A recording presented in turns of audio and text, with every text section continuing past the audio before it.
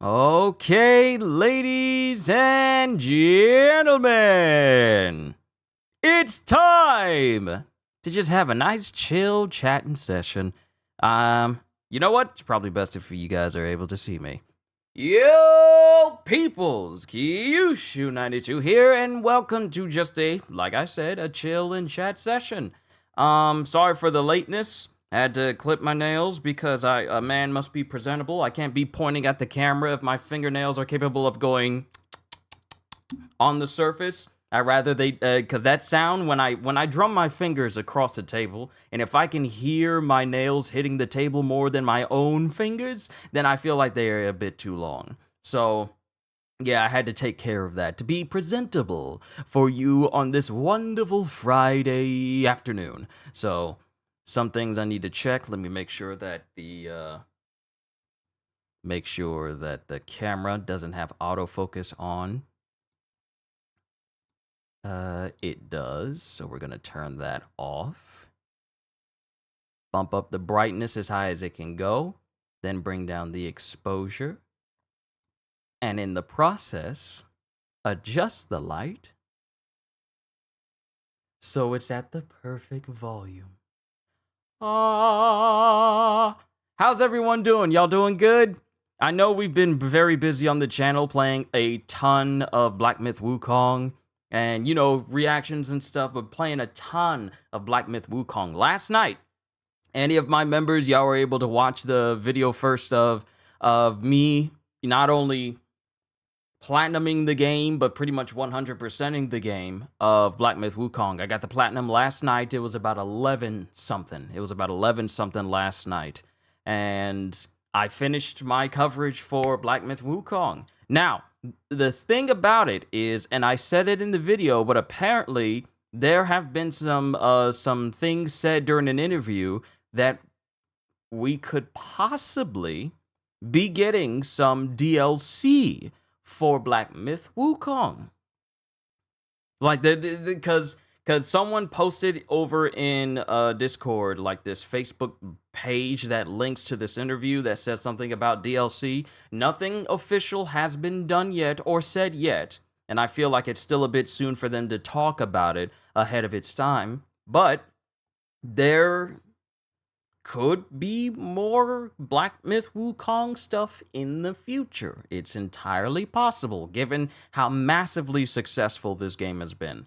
But other than that, I'm done with covering Black Myth Wukong on the channel for a little bit. All I've been doing since I booted it up this morning was just playing, leveling, and I wouldn't count the chickens yet. Yeah, I wouldn't. I've seen it, but that's the reason why I said speculation, because there's nothing concrete yet, and it's still too soon for us to say, like, oh, we're getting DLC for Black Myth Wukong. Where did you hear it from? Facebook?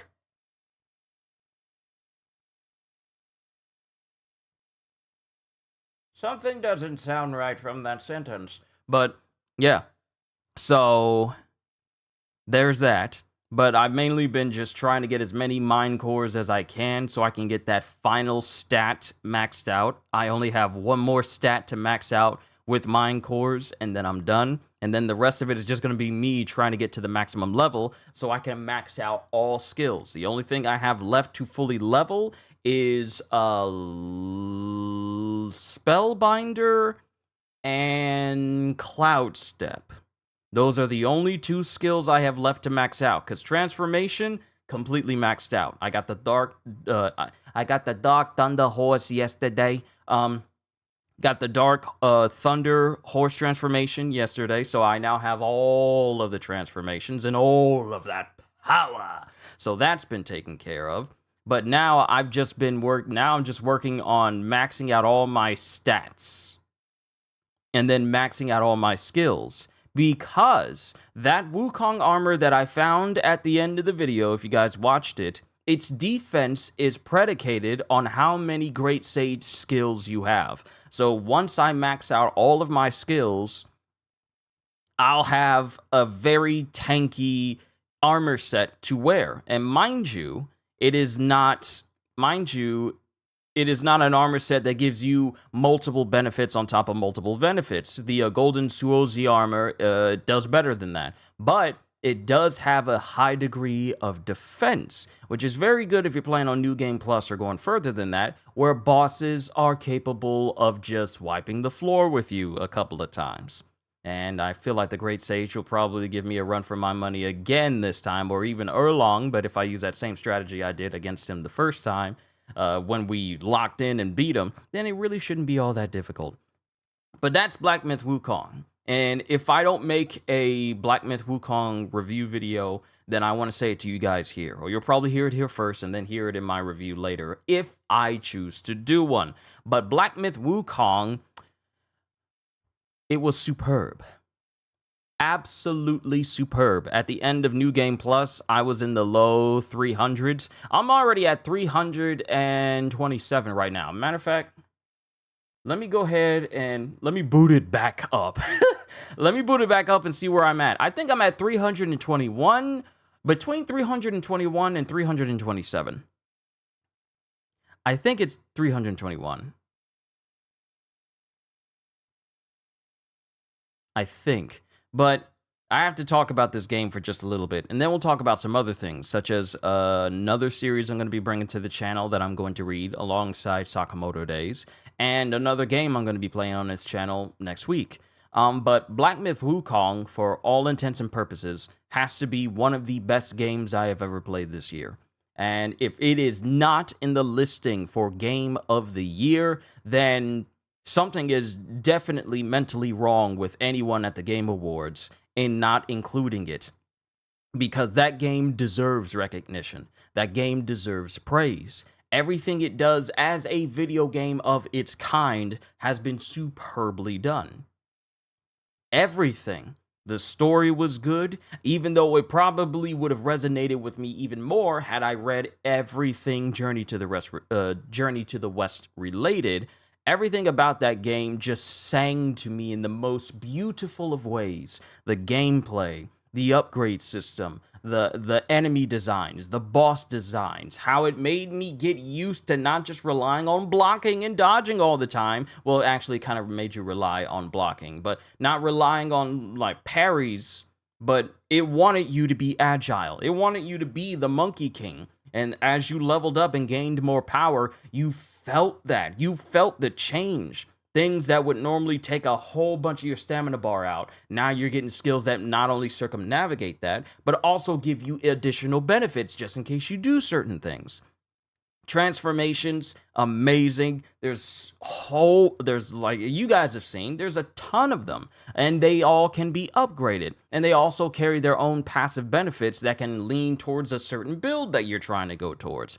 But the music was beautiful. The artistic design of it was beautiful as well. Every moment that I spent with Black Myth Wukong was nothing short of just me holding my mouth open as I just stared in awe at a game that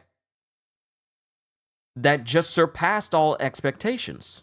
The lore for the game, yes, the lore for the game was exceptional as well. Especially me reading through the entries.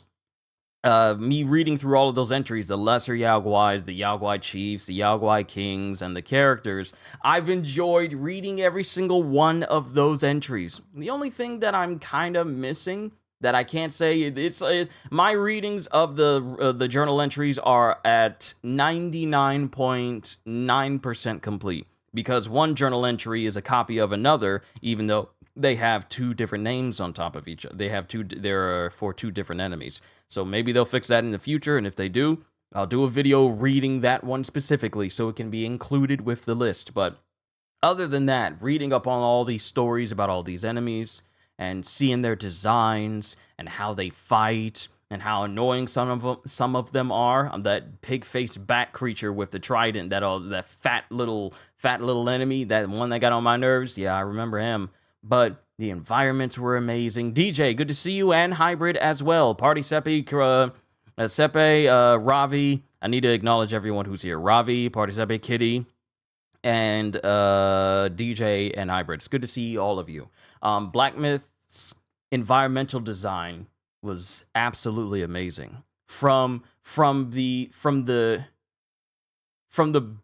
giant forests where light would pierce through the leaves and you could see the god rays in different directions, to the bamboo section of the forest, to these big mountainous regions that had it standing out, that had the trees standing out to side amongst the ruins, to the desert area of Yellow Wind Ridge, where not every single place looked like it was a part of a castle, but some place looked like it was just like rural, run-down areas, and even underground areas with stalactites and stalagmites and everything. The degree of which these environments varied, even though it was just set in just one specific place, they had variety to them. Then you get to the New West, which is just snow everywhere, and yet no place looked the exact same, which is why it was very easy for one to get lost, because you didn't know what part of this area branched over to this side or that side, so it encouraged you to explore. Something I noticed is that some enemies didn't get into the game when I rewatched the very first trailer. I wonder if game science scrapped those ideas. If you're talking about those giant enemies that were trying to fight you in this giant pool of water, and it was a big winged enemy. I think it was like the Inspector, the Supreme Inspector, along with some other celestial enemies. That might have been what they wanted to go with at the beginning, but maybe they weren't able to implement it. And who knows? Who knows the reason why we didn't get some of those enemies in the trailer? What I do know is that it doesn't detract from the game at all. A lot of times you see a lot of movies where they show things that are in the movie and they're actually not. Like, say, for example, Avengers Infinity War, where near the end of the trailer, it shows all of the Avengers running through the forest and you see Hulk in the background. Doesn't happen in the movie. It's just, it was trailer bait. However, what sets Black Myth Wukong's first trailer versus its actual game implementation is that, sure, those enemies aren't in there, but you don't care because the game already has more than enough enemies in it. I mean, what game do you know gives you 81 bosses to fight? I feel like those enemies that were missing in the first trailer and that weren't in the game probably doesn't detract from the game much at all. So, but I understand what you mean. And also, how's my day? It's fantastic. Had me a nice, lovely shower. Got me some Old Spice Eagle's Bane. I think it's called Eagle's Bane. But had a nice shower, played with the dogs for a little bit, was leveling up a little bit on Wukong, and I've been looking towards other games that I want to mess around on the channel as well, aside from, Space Marine 2, but we'll talk about that in a little bit. But my overall time with Black Myth Wukong was, this is a game that I will recommend to everyone, on the same level as Elden Ring. I would highly recommend that anyone who has a PC or PS5, that they play this game. You owe it to yourself to play this game. It's so beautiful in how everything is done. Actually, and I was supposed to be checking on what my level is right now. I am level 322. That is where my character is right now.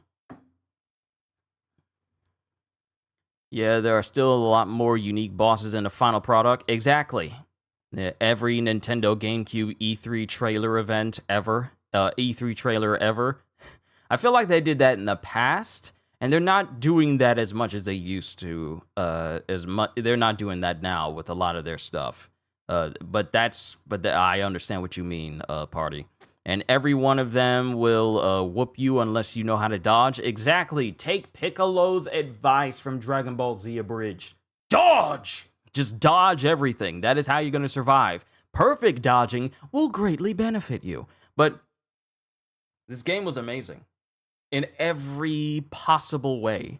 And I find it crazy. I find it should be a wake-up call for a lot of gaming studios out there right now, in the level of detail and level of quality and just how uncompromising game science has been with their game since day one. Despite all the people over here in America who went out of their way to try and do their best to make it seem like, oh, game science is sexist, and they're saying all these comments and stuff, and they're breeding an unhealthy work environment. So you should boycott the game because we don't like what we think they're doing. Even though it's already been proven that everything that, people like Screen Rant, who for some odd reason are still covering a game they, I have given a low score for because it doesn't have device enough characters or it's not inclusive enough, they're still covering the game. You'd think with people who say they don't like something about a game, they would distance themselves from that product because it already bothers them. So you shouldn't be seeing any more articles about them if it's something that bothers you. But, clicks and views, as you say, as you see. So when all these people cropped up, IGN and their sheer ignorance, I mean, that's the reason why they're missing at least 5 letters attached to the IGN part. Ignorant.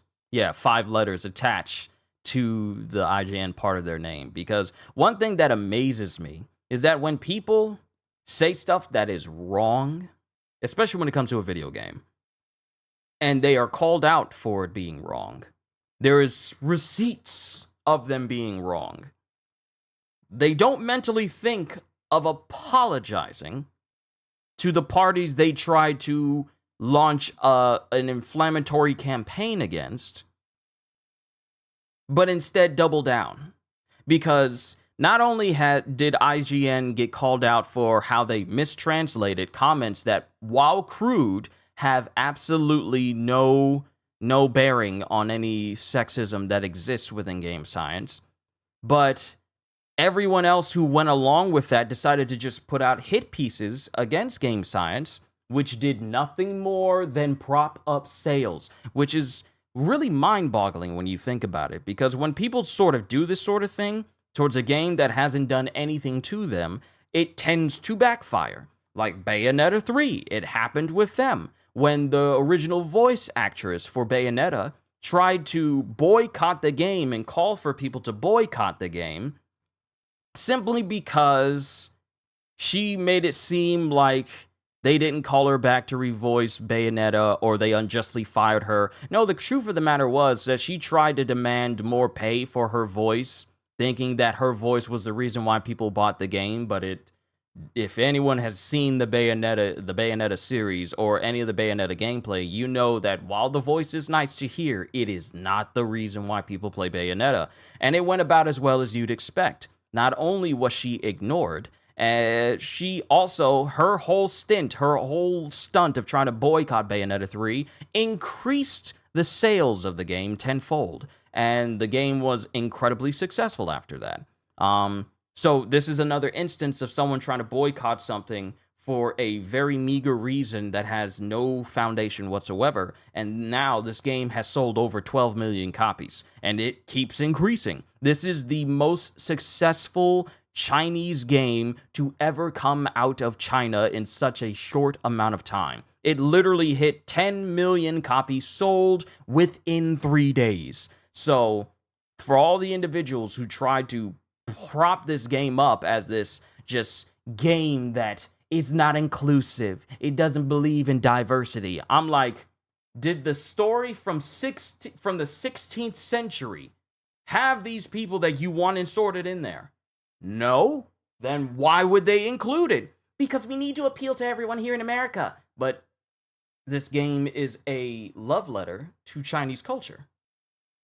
It's a love letter to Chinese culture, not a love letter to American culture. Because if a game was made about American culture, well, Dustborn exists, so there's that. And that is going about as well as you'd expect, too. So it's insane how people have gone out of their way to try and here's the thing that I really, really hate, and I need to move my microphone over here so I can sit comfortably. One thing I really hate about the gaming industry is just how often people in America seem to think that the standards that they have should be the standard that is applied to all other countries.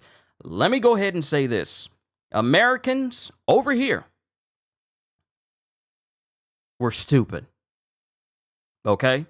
And I'm not just saying that every single person over here, just the people who seem to think that if I scream loud enough on social media, and if I get enough people to rub two brain cells together to maybe agree with what I said, then more people will see it, and maybe they'll think I'm right.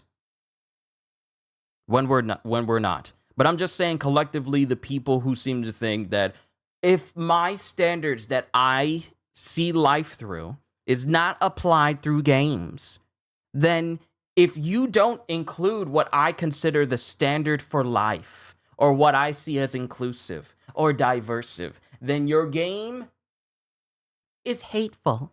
It's hate speech. It's not inclusive enough. It's not diverse enough. It is problematic. I just want to go ahead and say that people like that are stupid and they should be ignored. Like, you're not doing anything to increase attention to diversity. You're just making it so that people do that less in games. Because whenever that sort of thing is put into games or forced into games or shoved into games, those games tend to suck. They tend to, two brain cells, that's generous. Well, you can't rub one thing against itself. You gotta have two things. So rubbing two brain cells together will cause something to happen. Otherwise, if it's a single brain cell, it'll just be Patrick. But it's insane how people will get up on these platforms. YouTube, Twitter. I'm not calling it X because that's a stupid name.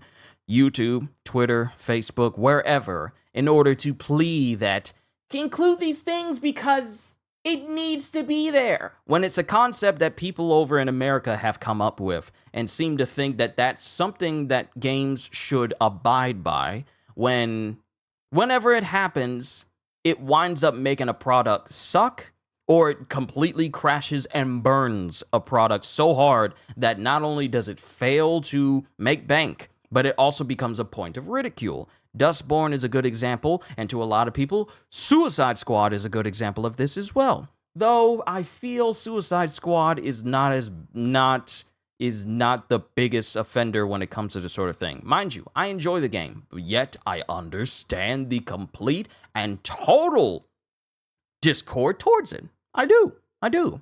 You can enjoy something that is also very much hated by a whole bunch of people as well.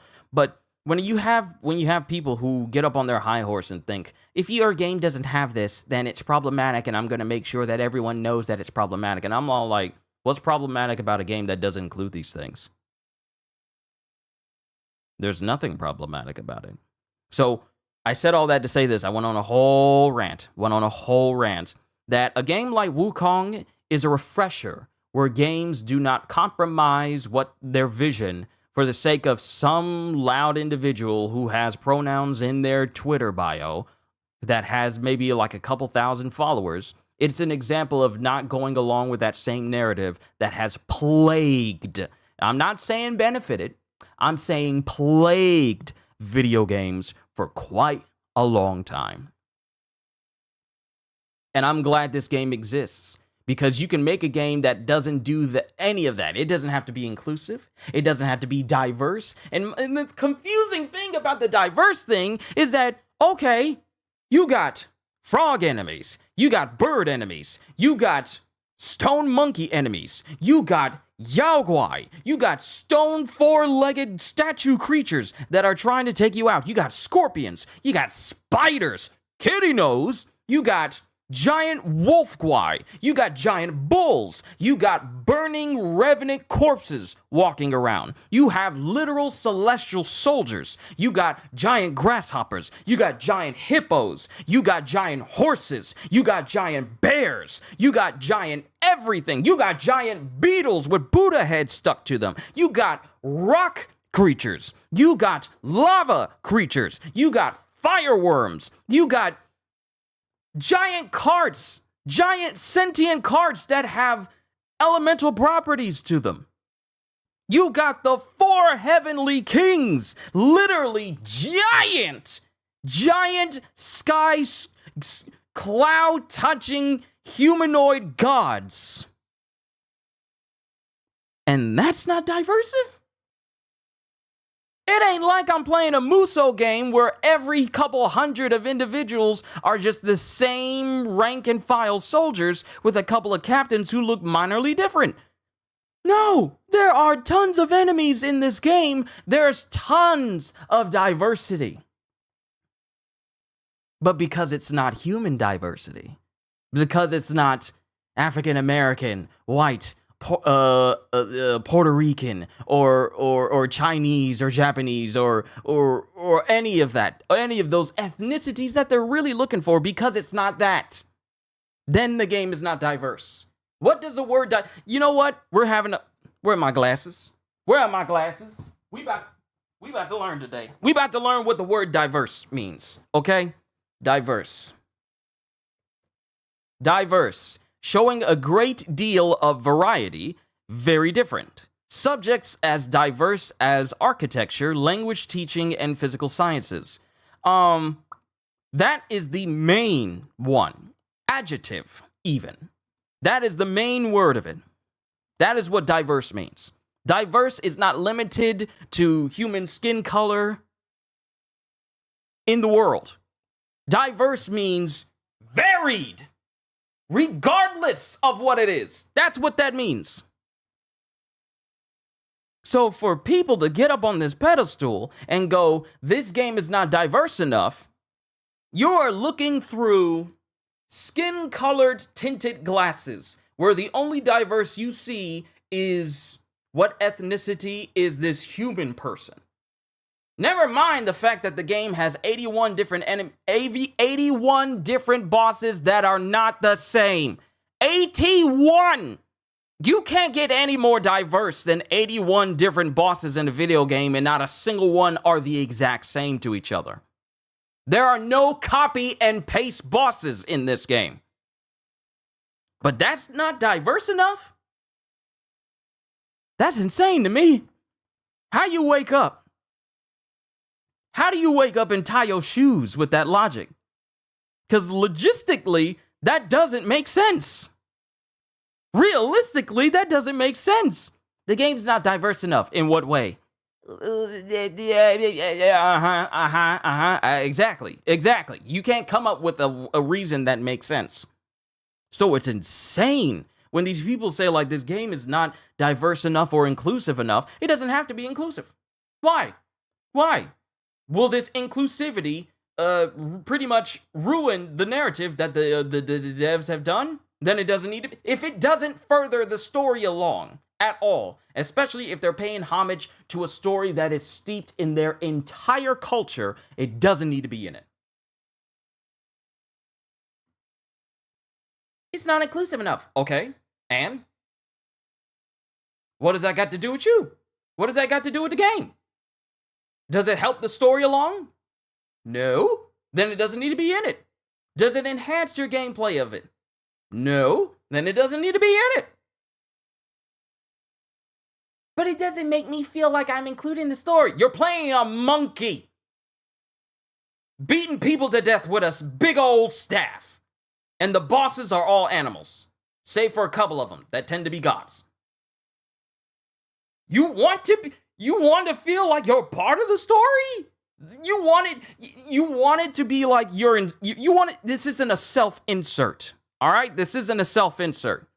This is you enjoying a story from China, about a story that pretty much has birthed a ton of different anime, a ton of different manga, has influenced even Western culture to a certain degree because of how great this story is.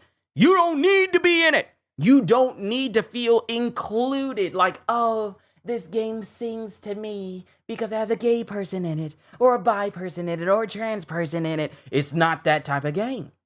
If you want something if you want something like that, and you really don't care about losing brain cells, play Dustborn. There's your game for that. Go ahead. But for the rest of us with actual common sense, we're just going to enjoy Wukong. I know I went on a whole rant, but I just had to get it out there because I'm tired of people getting up on their high horse, getting up on their pedestal, thinking that if this game isn't inclusive enough to me, then it shouldn't be a game that anyone should play. I ain't playing this game for y'all. No, mind you, and I'm not saying this offensively to any of y'all, but when I play games, I'm playing them for me. Y'all just happen to be here to enjoy them. I'm playing these games for me, because I like them. People need to stop getting into this mindset that if I don't like this game, then that must mean everyone else shouldn't like it at all. That sort of narrative has killed so many games, has killed people's viewpoints of games, because a lot of people let other people on the internet make decisions for them, which is a very dangerous thing nowadays, especially when it comes to not just games, but movies, TV shows, all sorts of media. That's a very dangerous thing to be doing. If I don't like this, then no one else should like it at all. I cannot stand the acolyte. A lot of other people cannot stand the acolyte. However, how I feel about this show should not be indicative of how you feel about this show. My feelings should not be your feelings. See, the problem with the world today is that people like to make their feelings and hope that it can be everyone else's feelings, and thus you get a big old mob of everyone who shares the exact same feeling without a single iota of an opinion that's different from everyone else's, because no one wants to be the person who's the odd one out. Everyone hates Suicide Squad killed the Justice League. But I like it, though. Huh? What'd you say? Nothing. That's how people are. That's how people are nowadays. You can't have a differing opinion for something without feeling like, oh, this is going to make me be at odds with people. Okay. So? I'm a Christian. Not a lot of people are Christians. Some may even look at me like I'm stupid for thinking that I believe in God. Yet it's not on me to look at them as if they're wrong, or if I should feel wrong for my own life choice. That's the example that I'm using. People really shouldn't be in a situation where they think if I have an opinion on something, I should probably go along with everyone else because I don't want to be the odd one out and I don't want to face any opposition. Have you lived? Have you lived life yet? People are going to have differing opinions to you all the time. If you haven't gotten used to that, you shouldn't be on anything that requires you to add your opinion to anything at all. You should never leave a comment on anything. You should never talk about anything. You should never do anything that would put you at odds with another individual if you're that intimidated by a differing opinion. Mop, what's going on? Good to see you. I'm on a bit of a rant right now because I am just so mind-bogglingly tired of people getting up here and trying to make everyone else's opinion your opinion. I am not a big fan of spiders. Now, I'm not scared of spiders, but I'm not a big fan of them. What you doing in my room? My room is for me. Why you in here? You have 2 seconds to either leave my room through the front door, I'm giving you a courtesy, or I kill you. Now, to other people, they may love spiders. They may love them. Kitty, she's the exact opposite. We won't go down that road because it's not on me to talk about like Kitty and her phobia and stuff. But, however, that should not put me at odds with another individual just because I am not a fan of spiders and other people are. Some of them keep them as pets. I don't understand it, but hey, that's them. The same applies to video games. People really rely on others' opinions to justify their own way too much when it comes to video games. Yes, I understand if you see a game and it doesn't meet the quality standards that you would normally see from video games. Like, I watch people play Star Wars Outlaws. I watched it many times. Many times. I've been watching live streams. You can say it, I got no problem with it. Yes, Kitty is not a big fan of spiders. There's a whole section of Black Myth Wukong that she said that she had a difficult time with because it was just chock full of spiders, especially during the end where you are getting chased by a giant tsunami wave of spiders all over the place.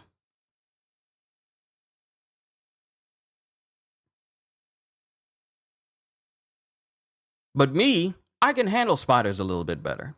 However, me saying like, oh, it's not that big of a deal. Me being all like, oh, it's not that big of a deal for me, so it really shouldn't be a big of a deal for Kitty. No, because her experience is different from mine. Her tolerance is different from mine. Her opinion on spiders is different from mine. So when I see, so it's crazy though. For example, I don't like cat fur, and that's completely understandable. That shouldn't put you at odds with another person unless they're into cats so much that they see them as holier than thou beings of fur that you should never offend whatsoever. You don't like cat fur?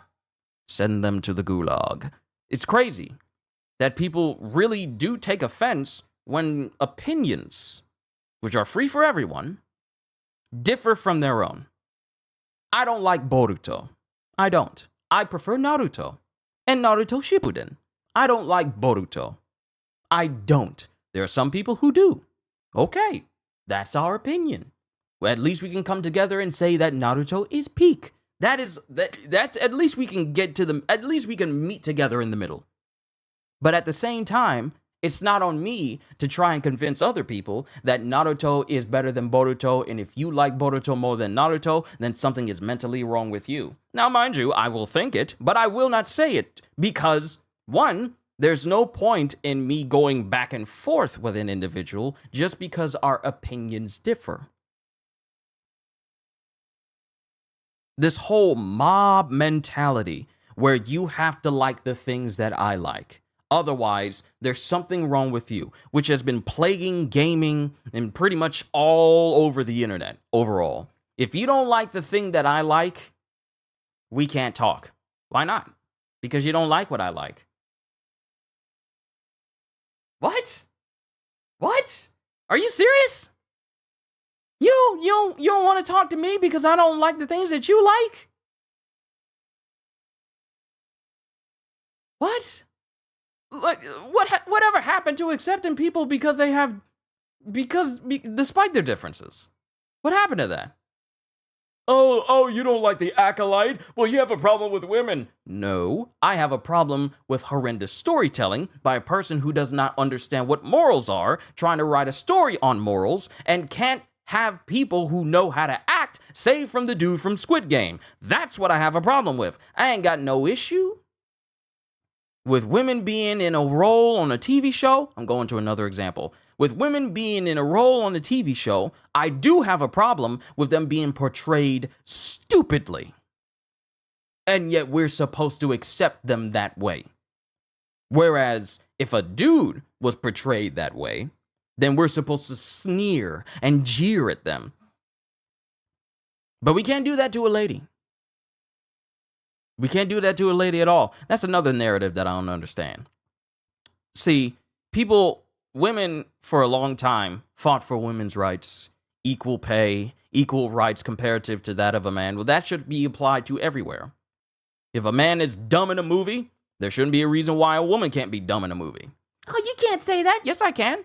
Equal rights. Equal rights. If a man is portrayed as an intelligent individual, there shouldn't be any reason why the woman should be portrayed as an intelligent individual. The problem is, when that happens, they tend to make everyone else, specifically men, stupid around them in order to make the lady look smarter. But you can't do that with a guy, because then it would be seen as sexist. And you can't have women be dumber than a man, but you can have a man be dumber than a woman, because that's comedy. That's apparently comedy. But if a woman does it, if a woman does it and the man is stupid and all the men are stupid around her, that's comedic. That's comedy. But if a man is smart and the women are dumb around him, it's either sexist or an objectification of women. So it's only equal rights when it benefits you? It's crazy. It's crazy, all these narratives. All these narratives that plague movies, and TV, and video games. These mindsets that games like Star Wars Outlaws, for example, and I'm going back to this because I've been seeing a lot of gameplay of it, where this person, and mind you, gameplay-wise, this is what gets me upset. Why are women portrayed as an unbeatable? All women are thin as rails. It's funny that you should say that. So, for example, Star Wars Outlaws has you playing as Kay Vess, this down on her luck outlaw individual who wants to have a better life for herself. Stop me if you heard this story before, because you have. It was in Forspoken. But she gets put in a situation where she has to run all these jobs for all these different cartels with a morality system that really doesn't matter towards these cartels. And one of the things that sticks out for Kay is that she operates on, I want to say, minor Mary Sue vibes. Because ain't no way you're going to have a character in a video game and she's able to punch stormtroopers unconscious.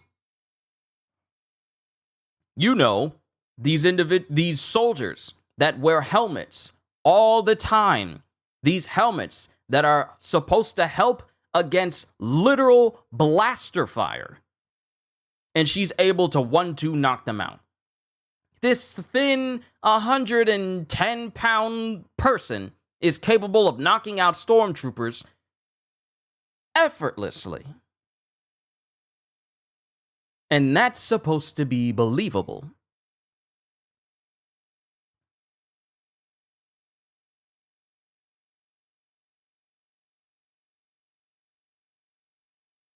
See, if they're trying to go for realism, then they've kind of failed in that regard. And it's just mind-boggling. And I know I went on a rant for a while. I know I did. It's probably going to look weird to some people, but you got to understand where I'm coming from. I'm tired of this whole idea of diversity and inclusiveness at the expense of a game's vision. Because if this DEI and inclusiveness does not benefit the game, stop trying to put it in.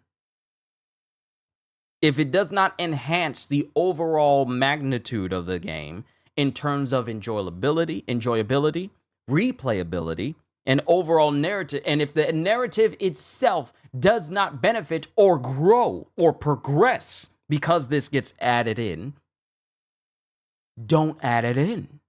It doesn't matter how many people get all mad and upset on Twitter. If it doesn't benefit the game, don't put it in there. If it doesn't help the gameplay or story, don't put it in. Doesn't matter what people whine about on Twitter. Hey man, keeping stuff inside is dangerously toxic. Rant, get it out. You'll feel better. See, here's the thing. This is the reason why I like talking to you guys. And I've been talking for the past 42 minutes, and it doesn't even feel like 42 minutes have passed. We're done with our class lessons. I can take the glasses off. But it's so disappointing when we get games like say for instance, Concord. That game didn't even last 2 weeks? It didn't even last 3 weeks. The game is already going offline. Players are already trying their best to get that platinum trophy before the game just pretty much goes offline forever. And it's failing for so many reasons. The main one being that it's set in a market where people are already playing other hero shooters. People are already playing Valorant. They're already playing Apex Legends. A lot of people are already playing Overwatch. We got Marvel Rivals coming out later this year. And it's already a market's already steeped and saturated, marinated even, in hero shooters. Concord released at the worst possible time. And the thing that gets me is that some devs are saying like, well, we worked on this for so many years. Just because you worked on something for so many years doesn't mean that it's going to be guaranteed to be good or people are going to stick with it for a long time. That matters very little. The amount of time you spend does not correlate to the quality. And I honestly feel the short you made around it was funny. Yep. That thing came and went. I have never seen a live service game like that die so quickly. Just quick. It felt like it was just yesterday when we were what stream was I doing when we saw that trailer for the first time? Was it Gamescom? I think it was Gamescom. I think it was, I think it was Gamescom when we saw the trailer, and I thought, wait, is this Star Wars? No, it's not Star Wars. Then I felt like, this kind of reminds me of Guardians of the Galaxy. Then it turns out, no, it's not Guardians of the Galaxy. And it turns out to be a hero shooter. It's crazy how only a couple of people, not too many people played the beta when it was out. And those who did said that it was average, generic, basic. It didn't do anything to set itself apart. And me and Gagio, we talked about it a bit. It's been a minute since we last talked because we've both been busy. I know he's really been busy. But when it comes to games like Concord, it's just yet another game where it wants you to dedicate as much time as it can to it for little to no payoff. And not everyone, and I have to say this about just all games in general, we all don't have all the time in the world to play every single game that comes out, which is why my list of games that I've played this year has been significantly shorter, because one, I've been keeping watchful eyes on games that I want to play. Does it have the qualities that I'm looking for? Is it something that I know I'm going to be playing more than once? If the answer is no to all of the above, then I'm not playing it. But if it has something that I'm looking for, specifically, even if it's just one thing, then it's on my radar. But Concord was a game that showed up, said hi, and said bye. It's like that gif of, like, what is his name? Grandpa Simpson, where he walks in, puts his hat and coat down, spins around, takes his hat and coat, and walks out the door. That's literally what Concord is.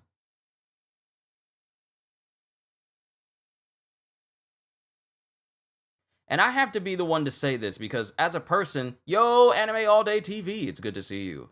As a person that plays a live service game, a lot of live service games, one of them being Warframe, very good.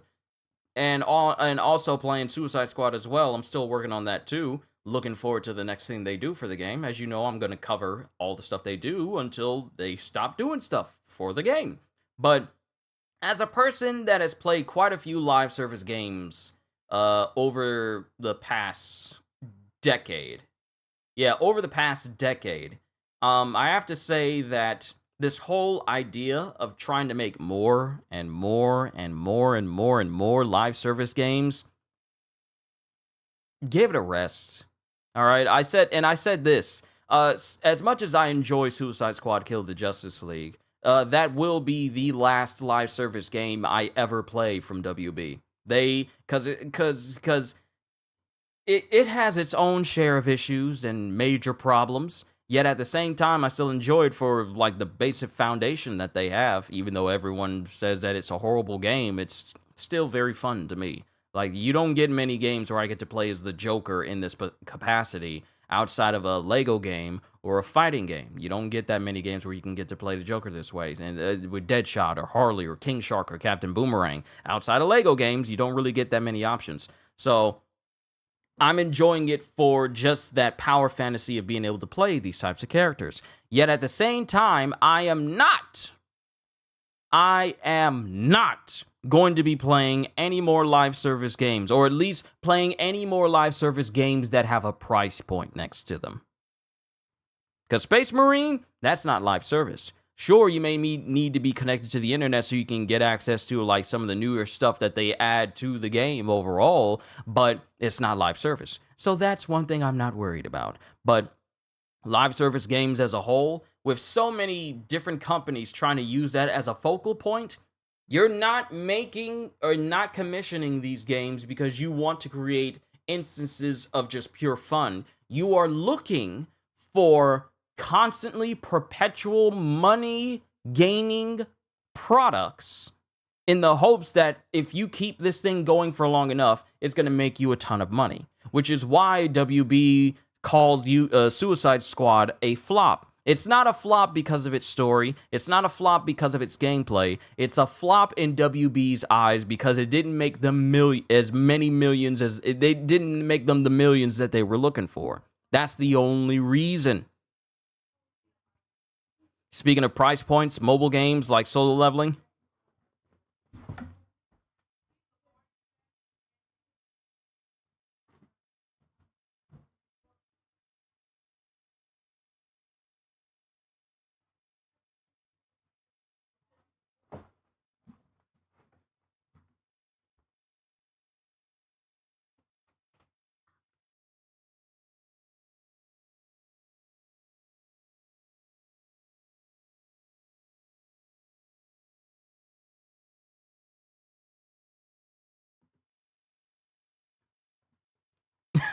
My family came in.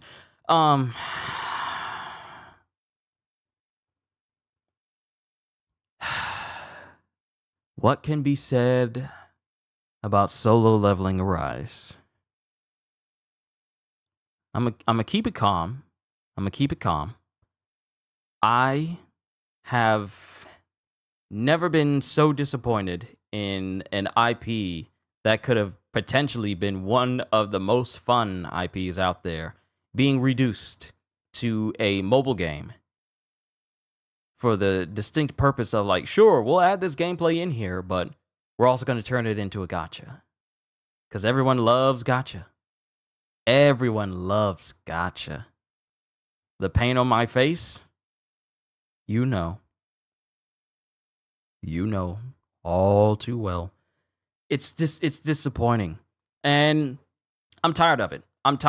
I, as a person, I'm a simple person. Some perhaps in regards to games, maybe a bit too simple. Where if a game does something that I like, regardless if everything else around it may seem horrible, I'll play it. Like, for me, a lot of people can call Muso games incredibly repetitive. You're doing the same thing all the time, defeating armies and stuff, and it doesn't really offer that much variety. But if it allows me to play as characters that can also become powerful, and maybe it's an IP such as, Berserk or Attack on Titan or One Piece Fire Warriors or even Hyrule Warriors. If I'm able to play those games and I play as my favorite characters, that's enough for me.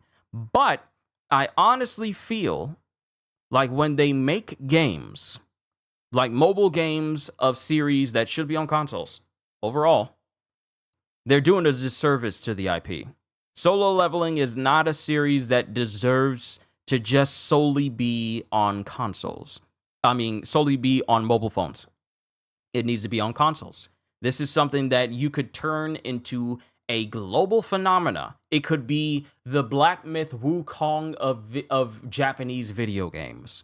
If they made a solo leveling game on consoles, not a console version of the mobile game, but an actual full-fledged console game in and of itself. You can't tell me that a game like that wouldn't do well as a Muso game, a Dynasty Warrior spin-off, for those who don't know what Muso means. That is something that deserves to be on console, not downgraded to mobile phones, where my phone runs hot outside of its case. And I have an OtterBox case. I need to get a new one because it kind of broke on the corner. If my phone is running hot from running your game for 5 minutes, and I have it on a surface where it is capable of dispersing heat, and when I lift it up, that space is hot, like very warm, because your game is literally burning my phone from the inside and heating it up from the inside. It's not something that needs to be on such a small device. I don't care if you get Gogun He, which I also kind of got Gogun He, and I'm a free-to-play type player, so I got Gogun He. I ain't never spending a dime, ever. Give me all those free rewards.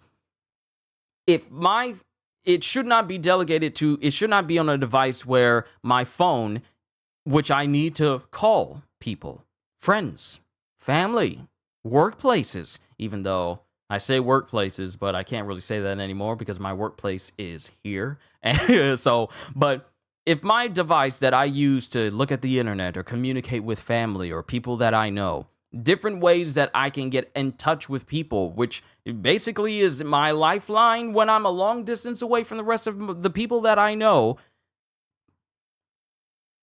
Why? Why put my phone at risk? Especially if you intend on playing something like that for an extended period of time. You run the risk of just frying your phone for playing a video game that is eating up your phone from the inside. And I know I'm going off on a whole tangent right here, but I honestly feel like if mobile games are making your phone run hot, it should not be on that device. See, at least with my Switch, when I'm playing it for hours, it's got a fan inside to keep it cool. At least when I'm running my PS5, it's got a fan inside to keep it cool. If my phone is, where's my phone? Let me show you. Let me show y'all just how small my phone is and how it doesn't have any spaces for dispersing heat. This is how thin my phone is. This is a Samsung Galaxy. What model is this? S21? Hold on.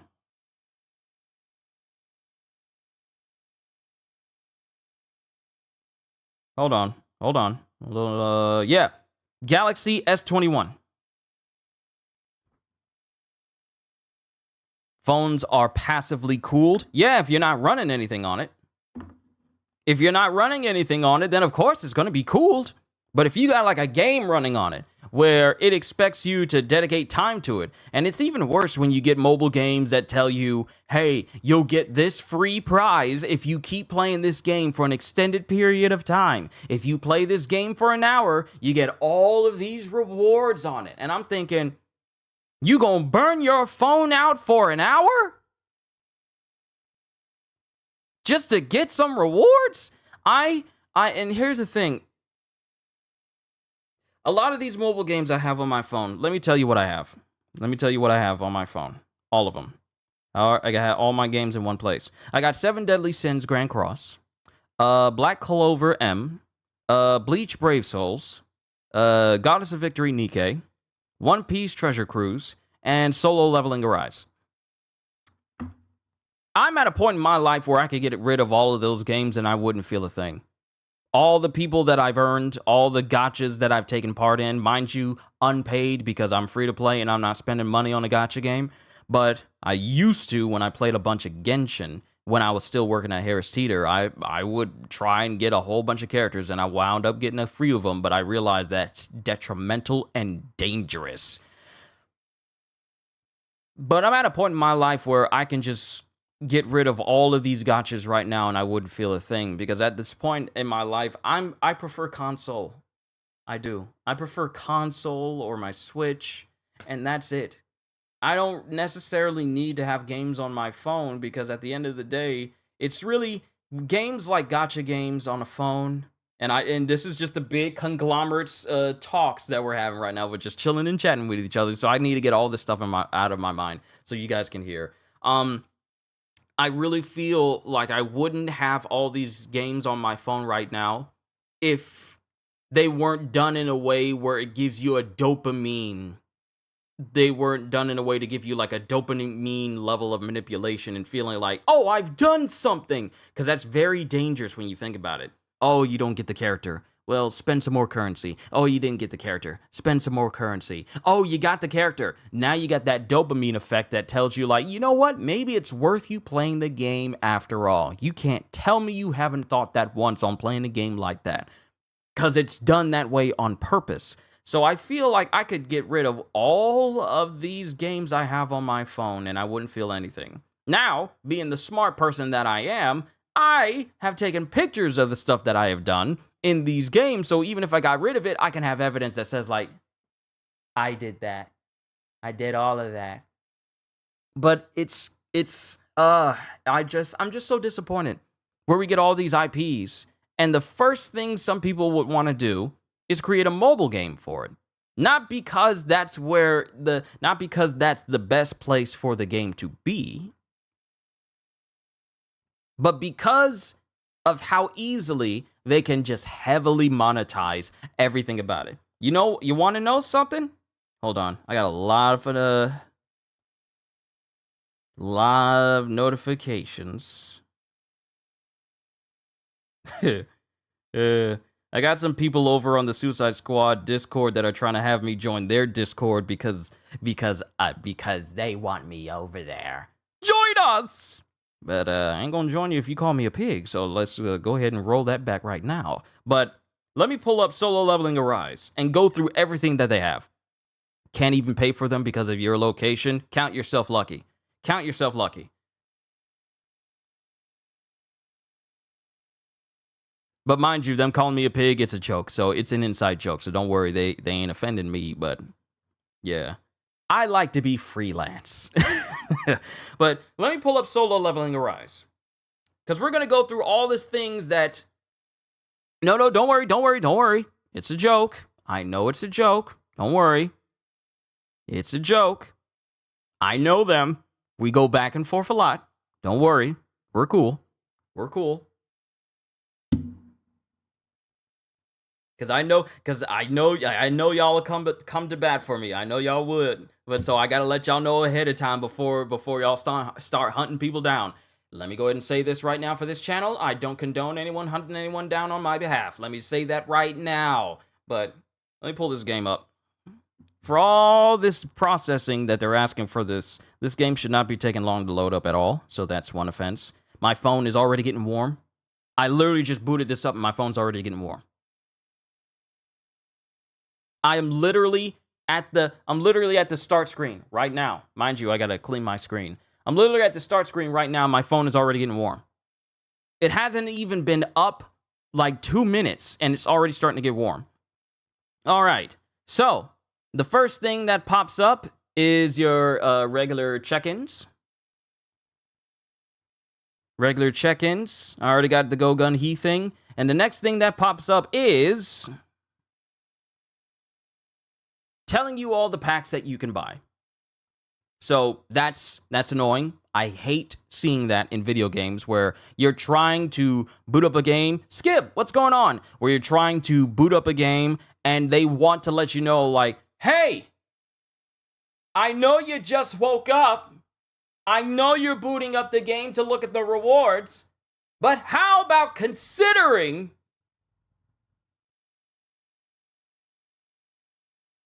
You went from relaxed to panic to hell. Sorry, bro. I was about to get details from you. But no, don't worry. It's all good. But I know you just woke up.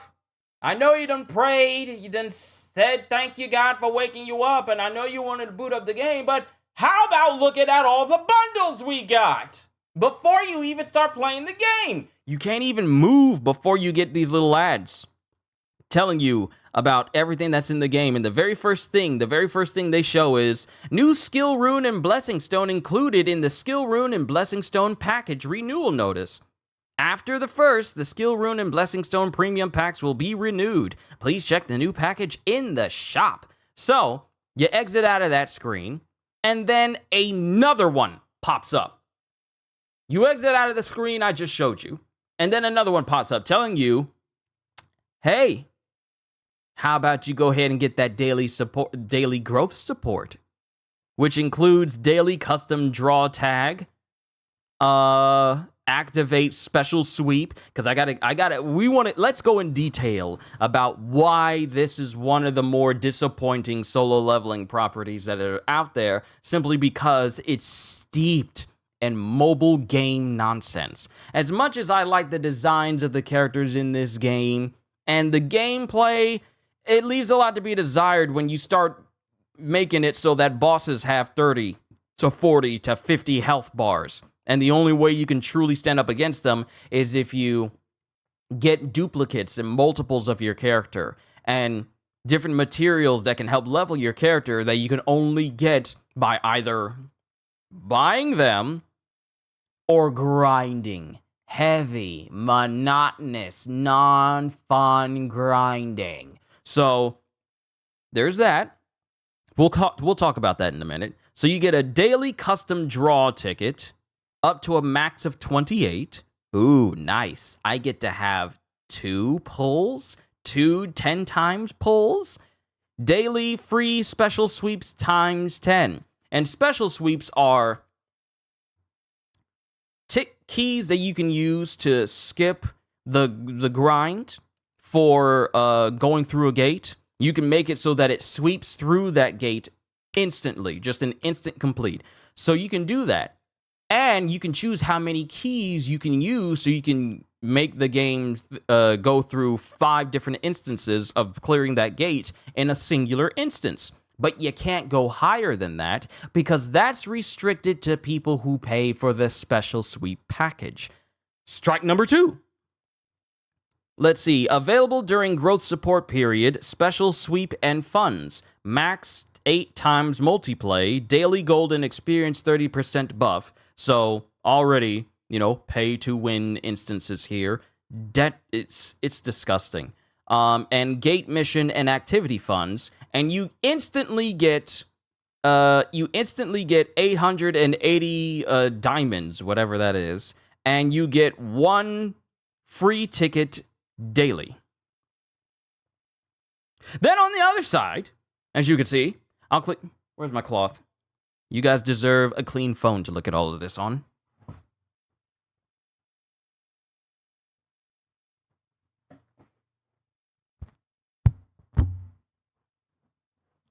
My cleaning cloth of silk. But looking at this, you get daily essence stone support to a maximum of 5,600. Daily essence stones times 200. Daily Hunter Association support chest, max 28. Chance to draw an SSR Sung Jin Woo weapon. And daily 50,000 gold to a maximum of 1,400,000. So it'll instantly grant you 740 diamond, 200 classism in games, 200 of the gems that you need in order to exchange for tickets, 50,000 gold, and a chest with a chance to have a max rarity Jin weapon. Now, mind you, the daily growth support is $7.99. Now, of course, to the average person who has never interacted with this before, they would think, oh, $7.99. That's not bad. Until you realize that this can be purchased multiple times. It's not a one-off. You don't get a permanent daily golden experience buff. You don't get a permanent free ticket every single day. This is only for a certain period of time. And of course, they like to put those little numbers at the top where it says 3,000% increase or 2,000% increase when it's not. It's not. It's there to make it seem like you're truly getting your money's worth. Now, the daily growth support is $7.99. And then $7.99, it's outrageous. I know. $7.99 for what? How many days? Michael Malger, hi, hello, how are you? And the daily essence stone support is $6.99. But the fact that this can be purchased multiple times instead of, playing the game where the game is built to allow you to make it so you can earn all this stuff. Not even Warframe has RNG that bad. And everything you can gain in Warframe, everything that they put up for packs for people to buy instantly, you can instantly earn in Warframe. Nor is the game tuned to make you incentivize you to buy the packs. All the primes that I have built for Warframe, I'm trying to think. I want to say only 2 of them have I bought. The Prime Access packs. And those were years ago. Multiple years ago. Everything else, I've earned. I got pictures to show that I've built them and earned them. But other than that, I've earned them. Worked my butt off to get some of them relics so I can get those pieces that I need. But games like this, I hate it. I hate it, especially in a series that I love. Solo leveling helped this channel so much, and to see this series, while it has a fantastic anime, can't wait to see season 2, its very first video game is done so dirty in a mobile game that not only will heat up your phone, but also really is heavy on the monetization, of which I cannot stand. So, first of all, turn this screen off so I can clean my screen. You guys deserve a clean screen before we look at the shop. I'm gonna clean my screen so you guys can see. I can't be the only one who does that to their phone. Side subject, what region for food tonight? It's takeout night. You just talked about having chicken wing, buffalo wings with that spicy sauce. And the other choice you had was chicken tenders. So, and you haven't had... I feel like you haven't had, like, maybe some, when's the last time you had Chinese? If that's even something that's on your radar. When's the last time you had Chinese food? I'm just asking. All right, nice and clean. I got to replace my screen protector because I dropped my phone on my remote that was on the floor, and it wound up carving like a crack in the screen protector itself. Screen's fine, but I got to replace it a little bit later. Oh, hold up. Ah, okay. There it is. Ah, someone left a comment on my platinum video for Wukong. The Mad Lad did it. You better believe it. That sounds good. Last Chinese was when I made the feast last week.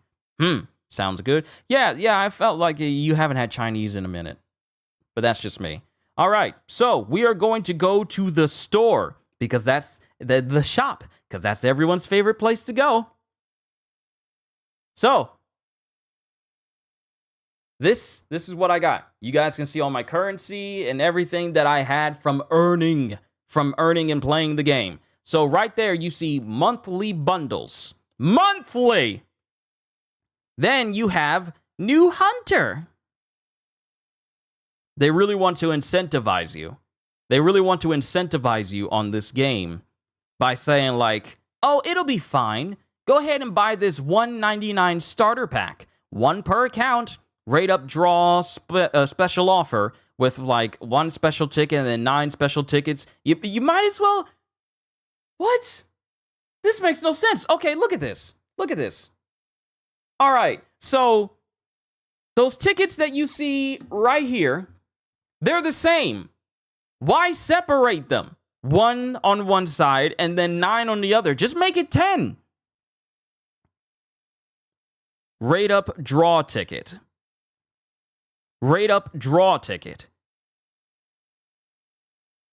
They're literally the same thing.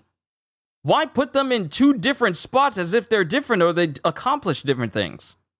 That makes no sense. Just put 10 in 1 spot.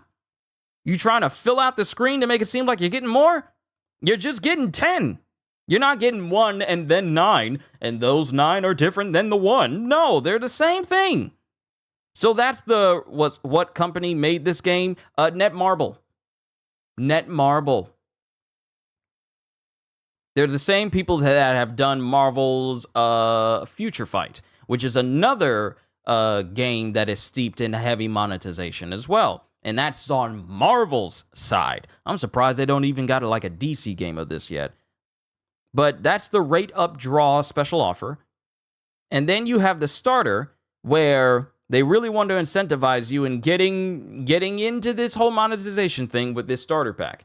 So as you can see right there, you got the Hunter starter pack, which gives you 10 tickets, which is only good for 1 10 times pull. So if you use the 10 times pull with these tickets, they're gone instantly. So everything you buy for $6.99 can just be gone in an instance. How did they get their hands a hold of solo leveling? Money talks. Hey, we got a good idea for your game. Let's turn it into a mobile gacha. Sure, the gameplay will look nice, but we'll pretty much just make the very first game of solo leveling a mobile game. Booba dude, what's going on? So that's the $6.99 one. Then you have the premium Hunter starter, where for $9.99, where you get 20 gems, 20 tickets, and 1,000 of those, what is this called? Essence stones. And that's just starter. Then you have Starter Parade, where you can get free items if you buy stuff. So right here, the first step is always free. The first hit is always free. The first sample is always free. So you must purchase the item on the current tier before you can purchase the next tier's item. These items may be sold again in the future. So what this is saying is this whole starter parade is you have to buy each item in the spot in order to get access to more. And the only way you can get to the free stuff is if you buy the previous thing in the list. I hate this practice. I know it's common, but I hate it. So, you purchase the new Hunter Pack. Let's go gambling! Let's not. And say we didn't. New Hunter's Pack, $2.99. You can spend $2, can't ya? You can spend $2. Hold up, I'll come back in 10 to 20 minutes. Gotta do laundry. Boo-boo-doo, you do what you gotta do. You ain't gotta let me know. You ain't gotta let me know if you gotta do something important. That's your business, man. Just come back when you're able. You can have it. Yeah, you can have it. You can have it. I ain't going gambling, because, I'm not in the business of just frivolously spending money on dumb stuff. I am not in the business of spending money on stupid things. I'm not. So, in order to get to the free key, one free key, and the free, what is this? Free weapon enhancement gear, you gotta spend $2. Then when you're done with that, in order to get some, I'm joking, don't worry, we know you are. Once you get past these free items, the next item goes up in price. Everything in this list starts to go up in price. So they start you at $2. Okay, you spend $2. Get you some free stuff. Okay, it has now increased to $4.99. Okay, then I give me some free stuff. Well, just one free thing. You only get one free thing after that. Then you go up to $6.99. Okay. And you get some currency after that. Then it goes up to $9.99. Okay. And then after that, you get a new Hunter's Pack that only gives you 15 tickets for both sides. So how much was the game itself? Solo Leveling Arise? Free. It is free. It is free to play. It is free to download. It is free. But this is what they have inside of their shop because they want you to spend money. They want you to spend money. And this is just a starter parade. Then we have the 100th Day Shop. This is just some free stuff that you can take part in. Some free, well, actually not to a degree. They have some free stuff where they'll give you 10,000 currency and 100 essence gems for free, which you can get for free. But everything else in this list either costs currency that you need to earn through the minigames, or the very currency that you're trying to stockpile, or, spending some money to get to the hot 100th Day Festival Pack, both 1 and 2, that goes from $19 to $18 after that. And I'm saying, and we're on this tangent right now because I am tired of big IPs being turned into mobile games in the hopes that they'll just become cash cows. And thus, we are left waiting longer for a full-fledged console game of Soul Leveling's caliber. I was about to say Soul Calibur. Because not only does this game have the Japanese Japanese voices, their voice actors playing in this, but they also have the English voice actors as well, which could have just gone to console. You realize how many times I'd be playing Solo Leveling if we got a console game? A real one. I don't count this. This is a mobile game built to bank money, not to increase everyone's overall opinion and enjoyment of solo leveling, but it's built to bank money. And it looks, it sounds, it may even feel like solo leveling, but everything is literally what that one bad guy wanted to do in Ready Player One. So, $9, $18. Let's look at the lucky box. What you got here? $6 for this one.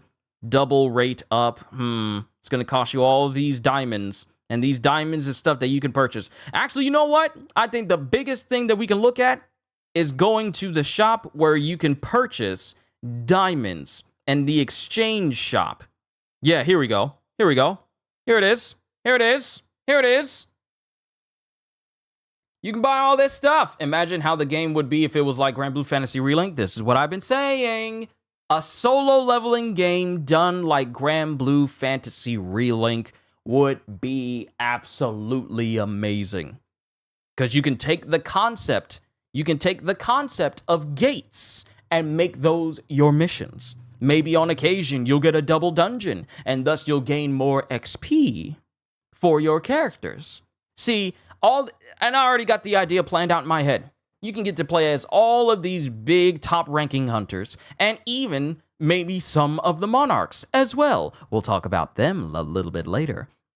You can get them all to be playable. Jin is the only one who can continuously level beyond the max level, because that's just something that he's capable of doing. You can make all the missions be inside gates. You can have all the materials be made into armor, which may not be seen on your character, but it can go a long way in enhancing your character. Each character you play as has their own specific skill tree tied to what their abilities are. With Choi Jong-in, a whole bunch of fire-based magic and a whole bunch of fire-based capabilities. Baek Yoon-ho, you can play as him, and you can have skills that are centered around his melee damage and animalistic nature, something that can alter his transformed state or even increase its duration.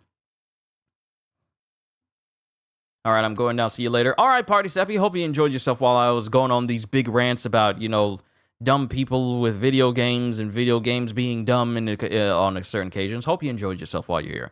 And you can even have Jin with his own skill tree, a regular one, with all of his regular base foundational skills, and then a whole tree altogether dedicated to his monarch power, to his shadow abilities, to his shadow necromancer abilities. You can have a whole tree dedicated to that. Enemies you face can go from just like D rank all the way to S rank, with the higher ones having higher materials necessary to create overpowered weapons so you can take on more gates. Literally, just take solo leveling. Well, just take Grand Blue Fantasy Relink and turn it into solo leveling. That's all you got to do. It's not hard. That's all you got to do.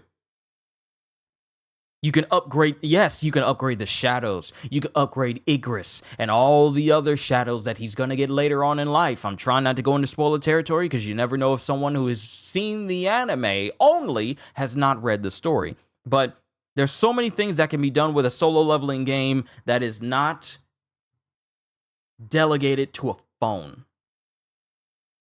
Oh, yes, they talked about, we'll see how Solo Leveling Arise does on mobile phones, and maybe we'll work on trying to put the game on consoles. No, I don't want this game on consoles. I want an original Solo Leveling game built for consoles. I don't want to play no mobile game on my PlayStation 5 and I'm going through the same turmoil I do on my phone. I don't want to deal with a boss that is made for mobile phones being played on my big screen. I don't want that. I want a regular solo leveling video game that is meant to be on consoles, that does not insult my intelligence in thinking the only way you're going to prevail through this fight is if you grind until your mind is numb, or maybe fork over a couple $40 on the hope that you'll get the character you're trying to upgrade that can help you get over this mission. Because let's not forget, getting these characters is going to kill the console. It depends on how you do it. Because if Muso games can handle a whole bunch of enemies and a whole bunch of people on screen, a solo leveling game can handle it too. Just saying. If Grand Blue can handle a whole bunch of enemies on screen, a solo leveling game can as well. But that's another thing that's also dangerous about this game. How it draws you in on the hope that you could get the character that you want. See, that's the reason why I kind of removed the games like Zenless Zone Zero and Genshin Impact and even Honkai Star Rail from my system, because when will be One Punch Man chapter reaction when One Punch Man comes back? Because we haven't had a One Punch Man chapter in since February, since the end of February. One Punch Man chapter reactions will come back when One Punch Man chapters come back. Because right now we've been on a major hiatus for the past several months. March, April, May, June, July, August. Yeah, several months. When the chapters come back, so will the reactions. Same goes for, the beginning after the end, since they're going on a hiatus. I mean, the hardware issue, the game transferred to consoles, it'll kill the console. See, that's the thing. I am not a fan of mobile games being ported to consoles. Because those mobile games... Actually, it depends on the game, really. But I'm not a fan because it doesn't always guarantee that it's going to translate well over to a whole console system. Because I've played Bleach Brave Souls on my console before, and it's like... It really doesn't feel any much different from playing it on mobile because it's same view, it's the same thing, except it's on consoles now. We just need an actual regular solo leveling video game. So, looking at this, you get diamonds, 110 for 99 cents.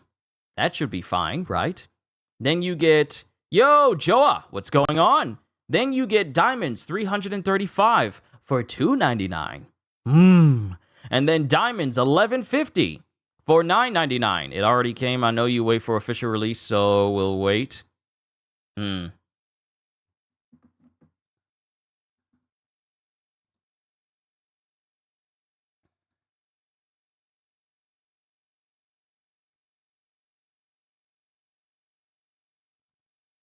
Last chapter was chapter 200.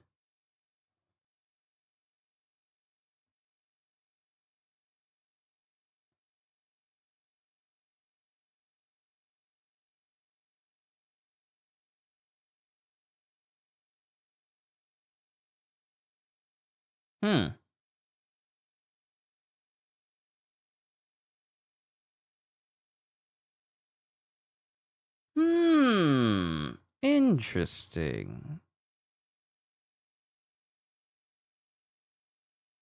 Alright, let us find out where this goes.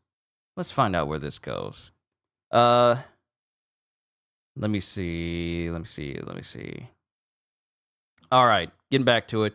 Yeah, I'll keep it. Thanks for letting me know, Skip. I'll continuously keep an eye out for One Punch Man to see if a new chapter comes out since February. I'll keep an eye out. If we get a new chapter, I'm definitely going to do a reaction to it. But when Viz releases the chapter, that's when I'll do one. Yeah, that's when I'll do one. But then we get, let's go through this. Diamonds, 1150, 99, 999. Then you get diamonds, 2600, 2199. So what are we talking about? How are you? I'm doing good. I just been talking about a whole bunch of stuff. Been talking about Black Myth Wukong, the idiocy of people trying to cancel the game, and how inclusivity and diversity in video games, when people are trying to force it, does nothing more than just kill a video game entirely. And just the sheer stupidity of people towards video games, and also my disdain for mobile gacha games. So that's where we're currently going down. That sounds like family with food. That sounds like family with food. That sounds like family with food. Let me go ahead and help them out real quick. I'll be right back, everybody. Hold tight.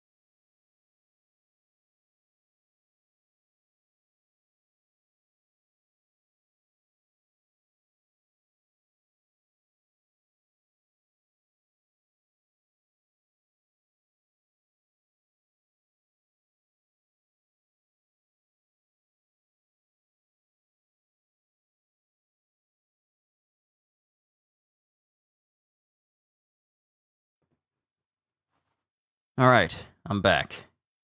And frankly, I'm done talking about monetization in mobile games because it's already upset me.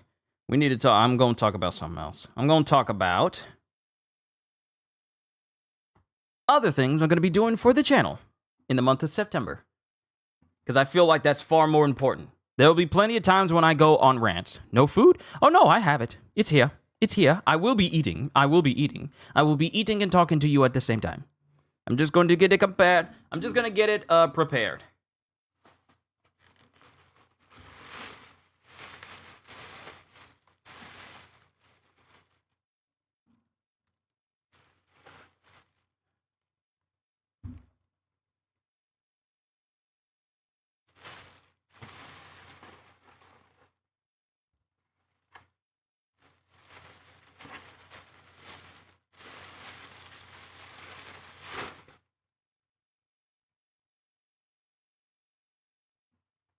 It's not cookout. No, it's not. I had thought I just saw a piece of lint float past my mic here.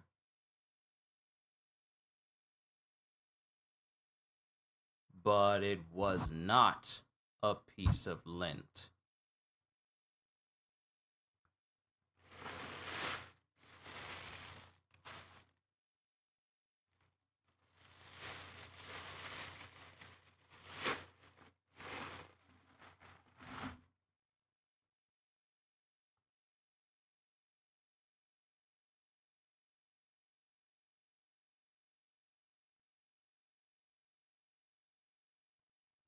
See?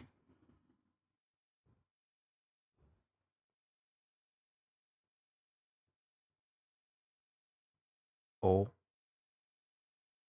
Oh, he trying to. Oh, but it just can't. Yeah, I just saw it. I just saw it. I just saw it.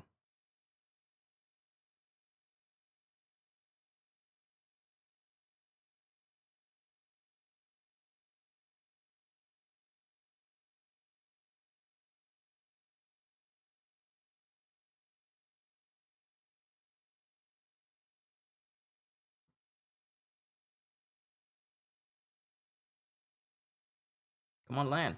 Come on, land. I see you. I see you. I see you right there. Come on. Come on. Come on. Go ahead and land. You ain't getting none of my chicken. You are not getting none of my chicken. By all means, please. Hold still. Hold still. Hold still. Because it's drawn to the heat. It's drawn to the heat. It wants to get inside the bag, but it's not getting inside the bag.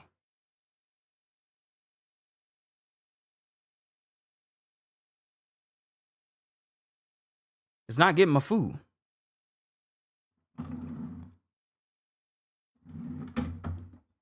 I'm moving all my stuff to the side. No. Y'all seeing this live. See, this is what I was doing when those other fruit flies were trying to be in my room. And they always seem to get in whenever we open up our garage. Because we keep our garage clean and we have these little air freshener things that are deterrent to these fruit flies. Yet on occasion, some of them slip through because they know we carrying in food and they trying to get us. But no, this is what I went through when I was on Black Myth Wukong and I said I had to take a break because I had to kill these things. No, it's always in here. It's always in here. Always in here. Always trying to get me. No, I'm gonna get him this time. No, I'm putting all my stuff at a range in a way where he can't get it. No, I'm killing this thing before I eat. I'm killing this thing before I eat. I'm gonna draw it.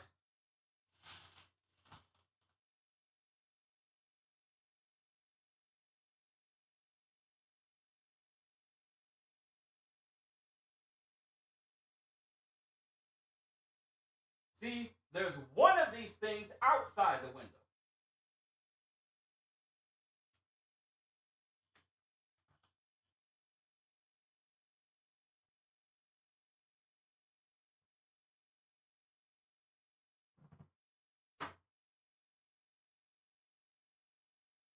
I thought I just saw it.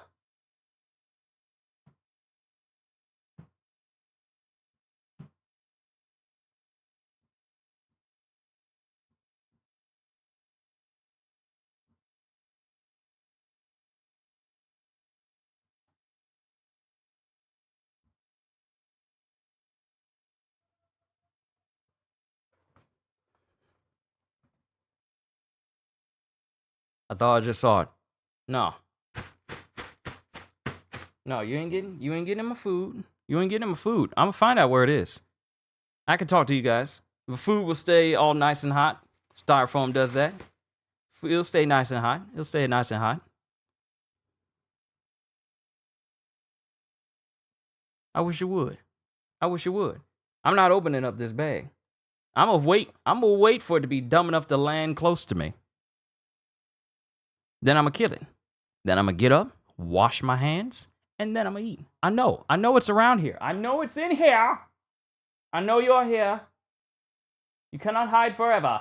See, a detriment to me cleaning my windows is now it's even harder for me to tell where it is because my window's clean.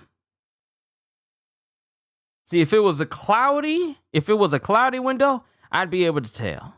But with my window being clean, it blends in easily to the background behind the glass.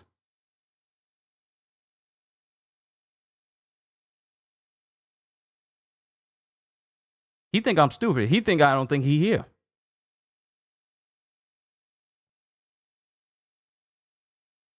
I'm gonna wait. I can keep talking to you guys. All right, yeah. But Big Zack Snack, I always get like a 4-finger plate with double fries. I've stopped getting Mr. Beast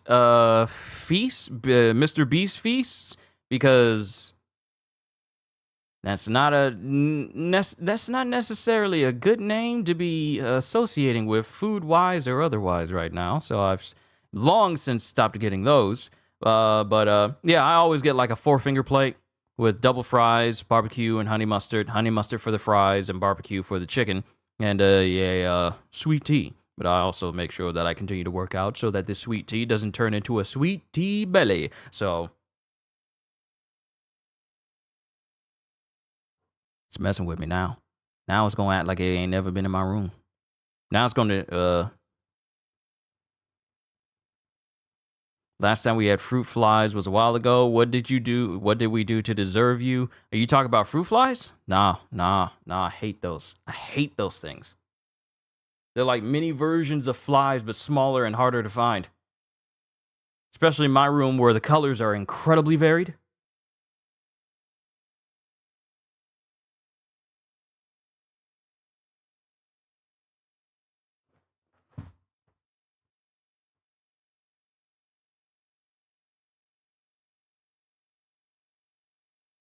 I caught one just being right here on the wall one time, and it's right in front of me.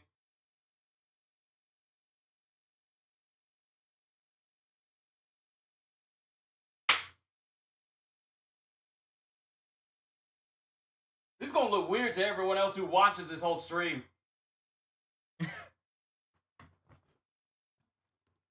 Oh. Oh, me. What did y'all do to deserve me? I don't know.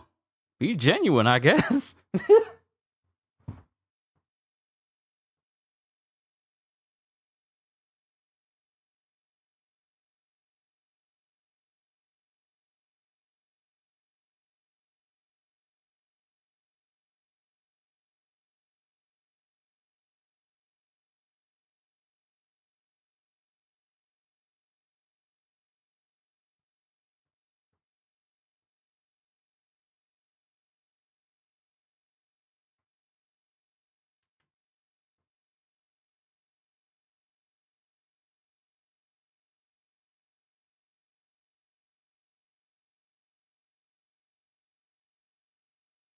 Just why are these things so small?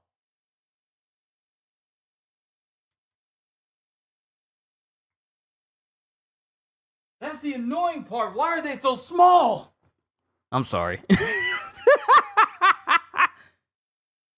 I'm over here being silly now. I'm over here being silly.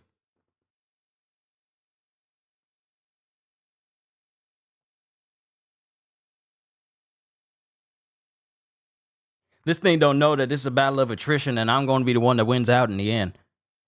Distracting me. See, this is what distracts me when I'm trying to work. Whenever they fly in here, it takes my concentration because one, I can't eat in peace. And two, knowing it exists in my room just robs me of all my focus because I can't have this thing in here.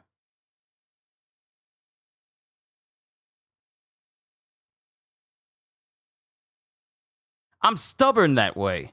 If I see it in here, I want to take it out. I don't want to focus on nothing else except taking it out.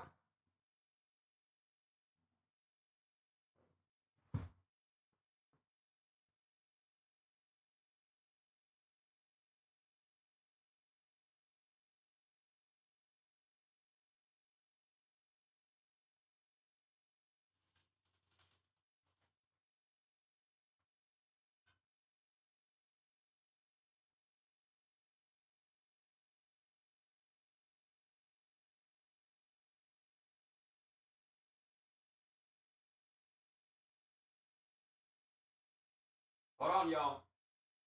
I gotcha! I gotcha! I told you I was gonna get ya!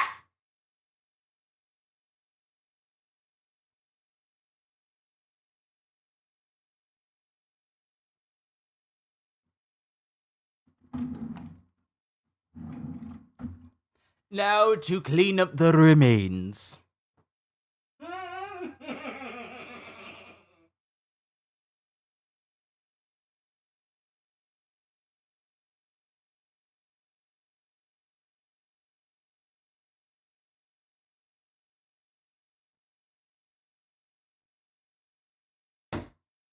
There were two of them!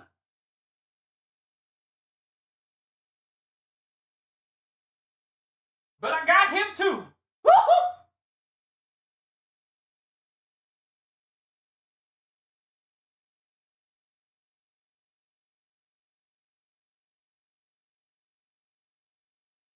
Y'all ain't getting none of my food! It's mine!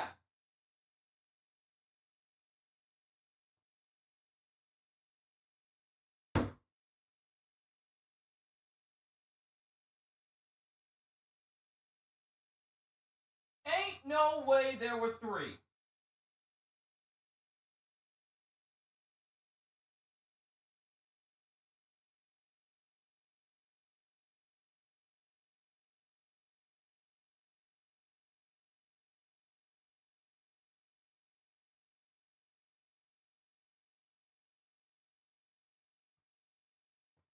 There were three. There are three. Right now, he's acting like Sheldon. Instead of cleaning germs, he's like when these bugs so I can kill. Where these bugs so I can kill them? Exactly. There's three. There's three. There are three. I got two of them. I hit the third one, but I don't know where it fell to.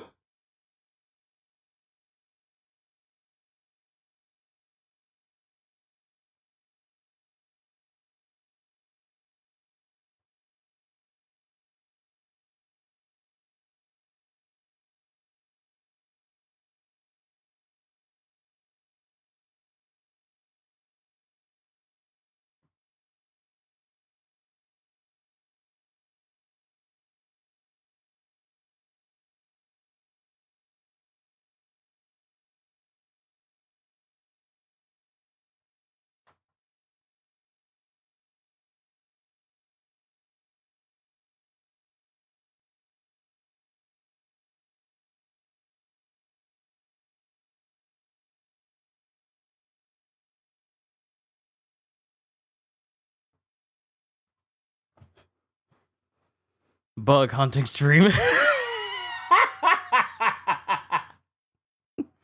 Nah, this ain't gonna be no bug hunting stream. I do know one thing though. My room is too clean to have them jokers in here. As much as I be dusting, as much as I be cleaning my glass, as much as I be vacuuming,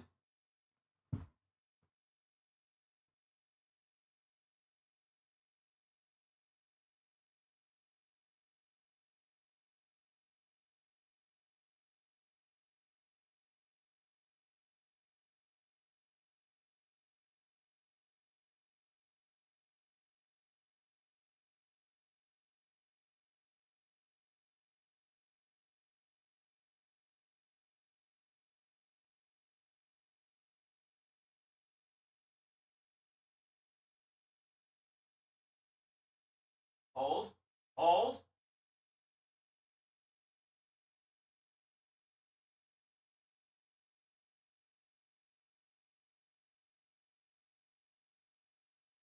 And all these other bugs on the outside of my window trying to get in.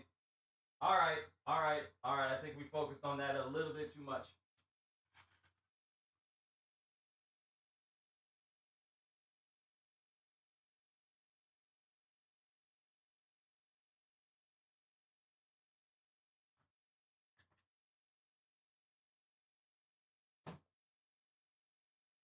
Backing away.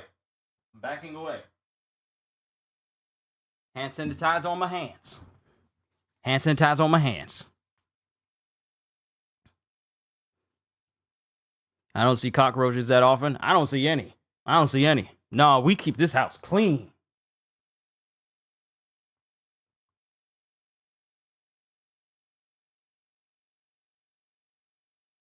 So my assumption is that I hit that thing hard enough where it fluttered around for a little bit and then decided to go down.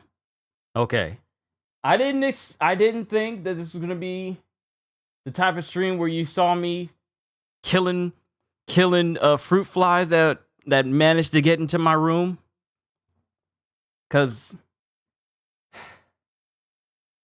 I keep my room clean though.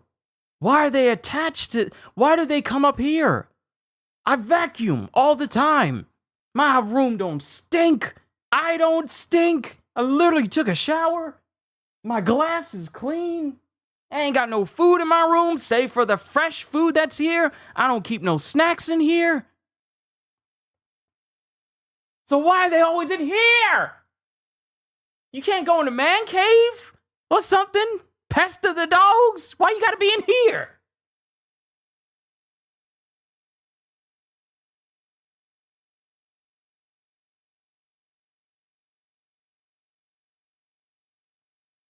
I literally picked up being a germaphobe from my mom. This is one of the cleanest rooms in the house.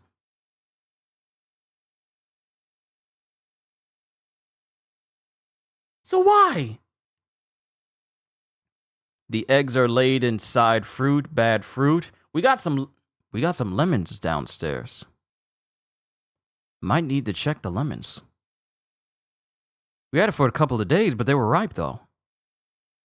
I'm gonna look around the house. And I'm more than likely, just because of this, I'm probably gonna clean up afterwards. This is a chillin' chat. We just talking. We just talk about stuff. But I'm gonna check over here again.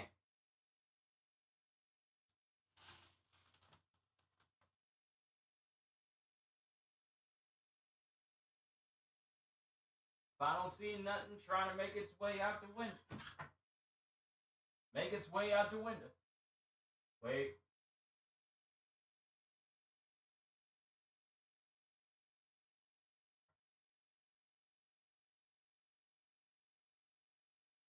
Nope. I don't see anything trying to make its way out the window. I saw it. It's still here. Ooh, please, please, please, please go to the window. I am begging you. Go to the window. I double dog dare you to go back to this window. I found it. It's still alive. This thing ain't getting a pop. It's getting a full-fledged 5-finger slam.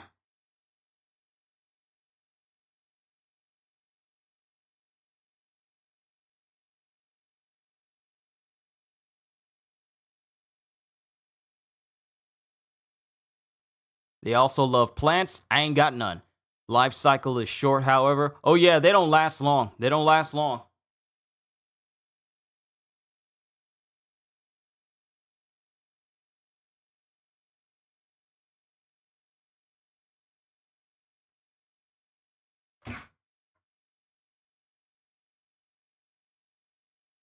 was up too high.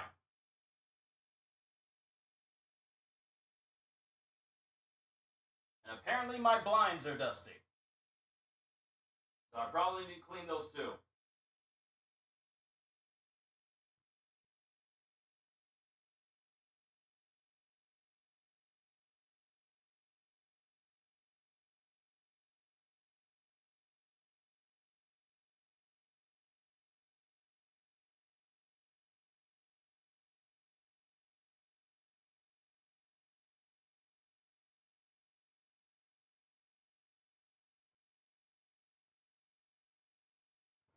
You need a bug assault? Yeah, I do.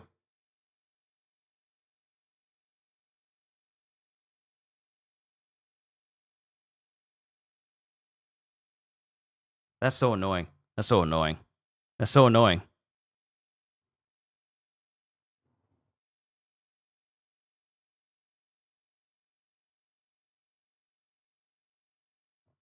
I was just talking about all the stuff I was going to be doing for the channel as well.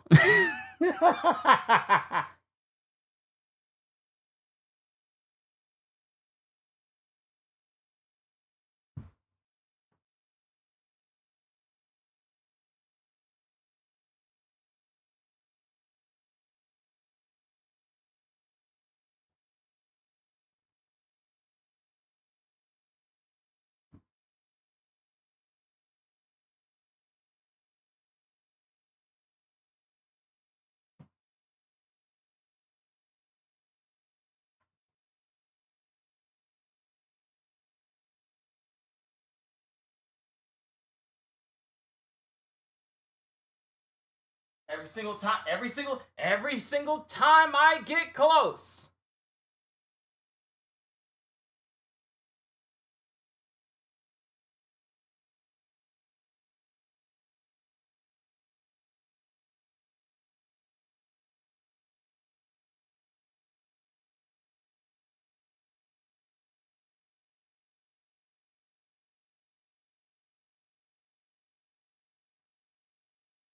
Not the tip.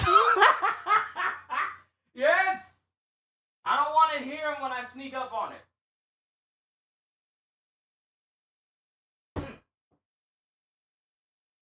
Ha! Told you I'd get you. Where I'm knocking at.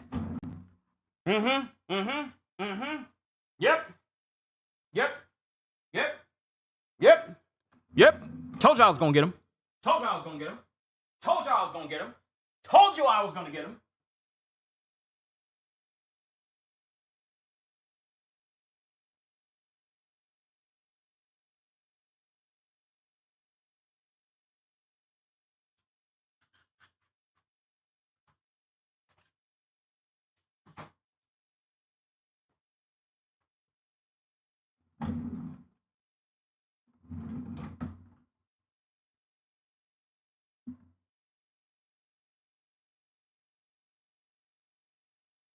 Cat. Yep. There we go. There we go. No stragglers. No survivors.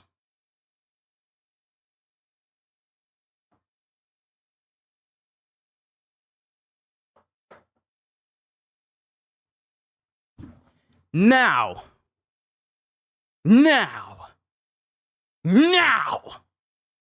We eat.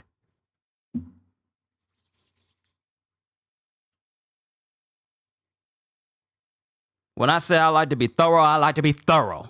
I like to be thorough. Now, we eat.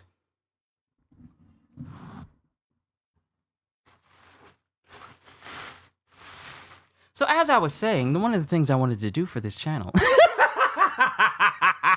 Oh, boy.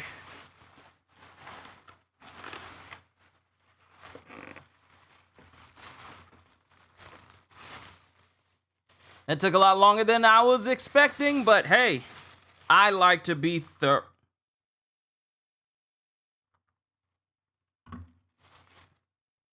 Okay, so this is the barbecue sauce from Zaxby's. Now, their honey mustard sauce looks like this.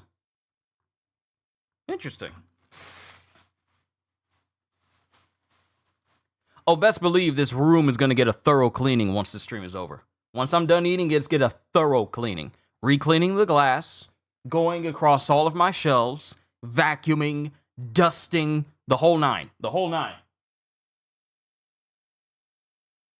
I'm going to be checking my closet, checking my clothes.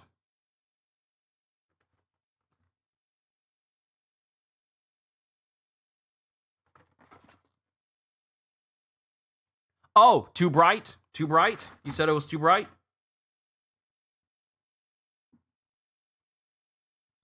Hold on. How does it look here? Yep, it's too bright. Hold on. Yep. Hold on. Let me bring down the exposure.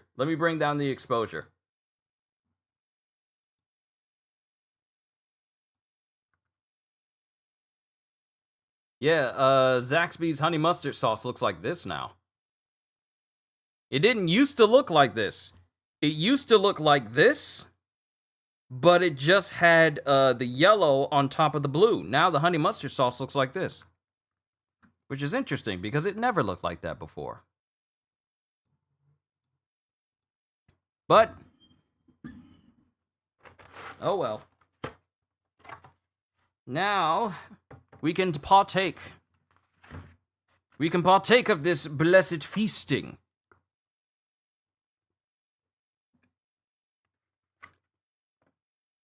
Now, for me, the many things I'm going to be doing for the channel going forward is many of you know that I did a community post talking about some of the things I'm going to be doing. Main one being, since Jujutsu Kaisen is going to be ending in 3 chapters, the next upcoming chapters will reduce that to 2, of course. But since Jujutsu Kaisen is going to be ending, the only chapters I'll be pretty much reacting to on a Sunday will be just One Piece. And I feel that'll kind of leave Sundays a little bit empty. And it's a mukbang stream. It is not a mukbang stream. This is me just eating my lunch. Do not ever expect me to do a stream where I'm just eating food. I will never have one. Now, I'll have a stream and, I'm eating lunch, but I am never going to have a stream where it's just dedicated to me eating food. That's how you get stuck.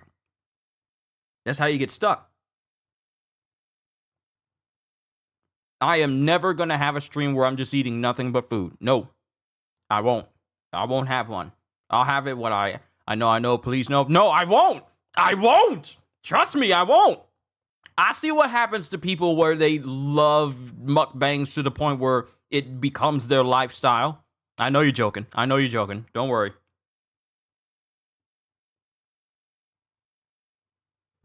But I can't do it. Because people who do mukbangs, especially those who do mukbangs and pretty much allow it to alter their entire lives, like their weight and everything, that's dangerous. That is dangerous. Suddenly, you're no longer doing mukbangs because it's fun. You're doing mukbangs because it's expected of you, despite how it's affecting your body adversely. And I feel that is incredibly dangerous for people who do mukbangs. What was that one dude's name? Nikocado Avocado. I know exactly who you're referring to. Dude was skinny at the beginning. Now the dude can fit 3 of me inside himself. Now, mind you, I haven't seen what he's looked like lately because I don't watch his stuff because I find it disappointing to look at. And also, I would prefer my brain to have something I would actually want to remember in mind.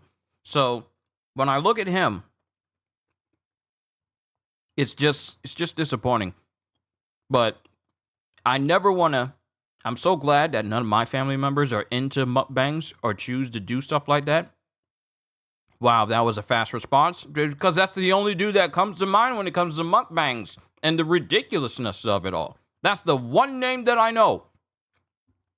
Because I kind of went down a big old rabbit hole of that dude many years ago. And I never want to go down that road ever again for a person. But mukbangs are dangerous when you allow it to dictate how your life should go. Because dude got famous from doing mukbangs until it was expected for him to do nothing but mukbangs forever. And he allowed it to adversely affect his body to the point where dude was pretty much a little less skinny than me, to the point where he's pretty much a double wide with a, well, he was a double wide. He later became one of what I would call a high calorie human. And that just shows you what can happen when you allow your whole life to be dictated by, oh, he's not doing mukbangs, well, we're going to leave or whatever. So in order to keep himself in the favorable, positive eye of his viewers, because he has millions of viewers, I believe, millions of viewers, earned so much money from doing these mukbangs that it's literally become his life, at the expense and at the cost of his own health.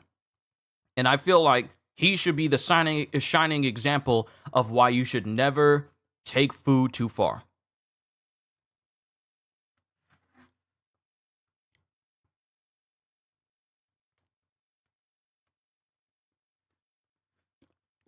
I understand making stuff stem to food, but there should be a limit. I understand if you're a cook, you're making videos about cooking food. That's one thing. But making your life just around eating and consuming food, and that's all you do? I feel like that's dangerous. Incredibly dangerous if left unchecked.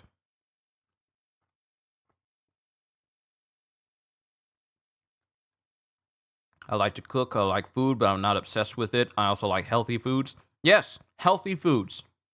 When you see me, I can help eat a whole pizza. I cannot eat a whole pizza because that's too much. To me, that just seems like too much. But when I see these mukbangs and people are having like crab legs, giant platter of fries, multiple baked potatoes, big old burgers on the side, and maybe a little drink. No salads, no greens, just meat. Fried. Cooked. Just all this stuff that I would normally eat throughout an entire week, and they have it in a plate for them to eat in a single day. That's crazy to me. What kind of stomach do you got? Are you Kirby or Luffy or Goku? Are you either one of these individuals? Because where are you putting all that food?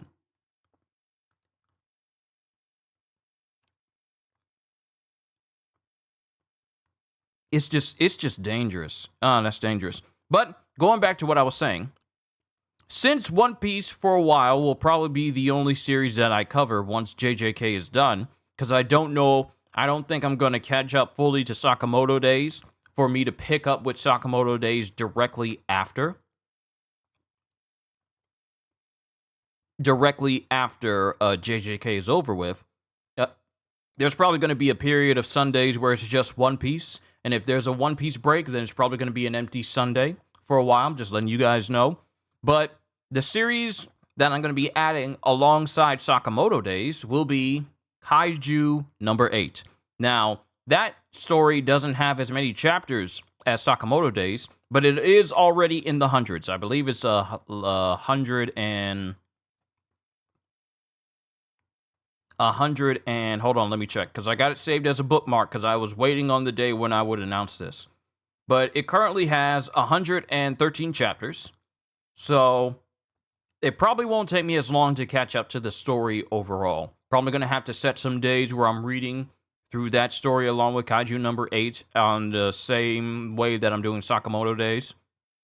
But that's going to be another series that I add to the channel to read. Gotta go. It's been a blast as usual. Catch you guys later. It's all good, kitty. I just wanted to get this announcement out. Kaiju number 8 is going to be the next manga series that I add to the channel to read. Doing full read-throughs, volume per volume, as I've been doing with Sakamoto Days. On top of me playing Space Marine 2, which will be dropping next week. And it's going to be dropping on a Monday, But since Mondays are my Sakamoto Days readings, then my Space Marine 2 series will be starting on a Tuesday instead. So I'll probably have that session already scheduled up on a Monday, but it'll be set for Tuesday for you guys.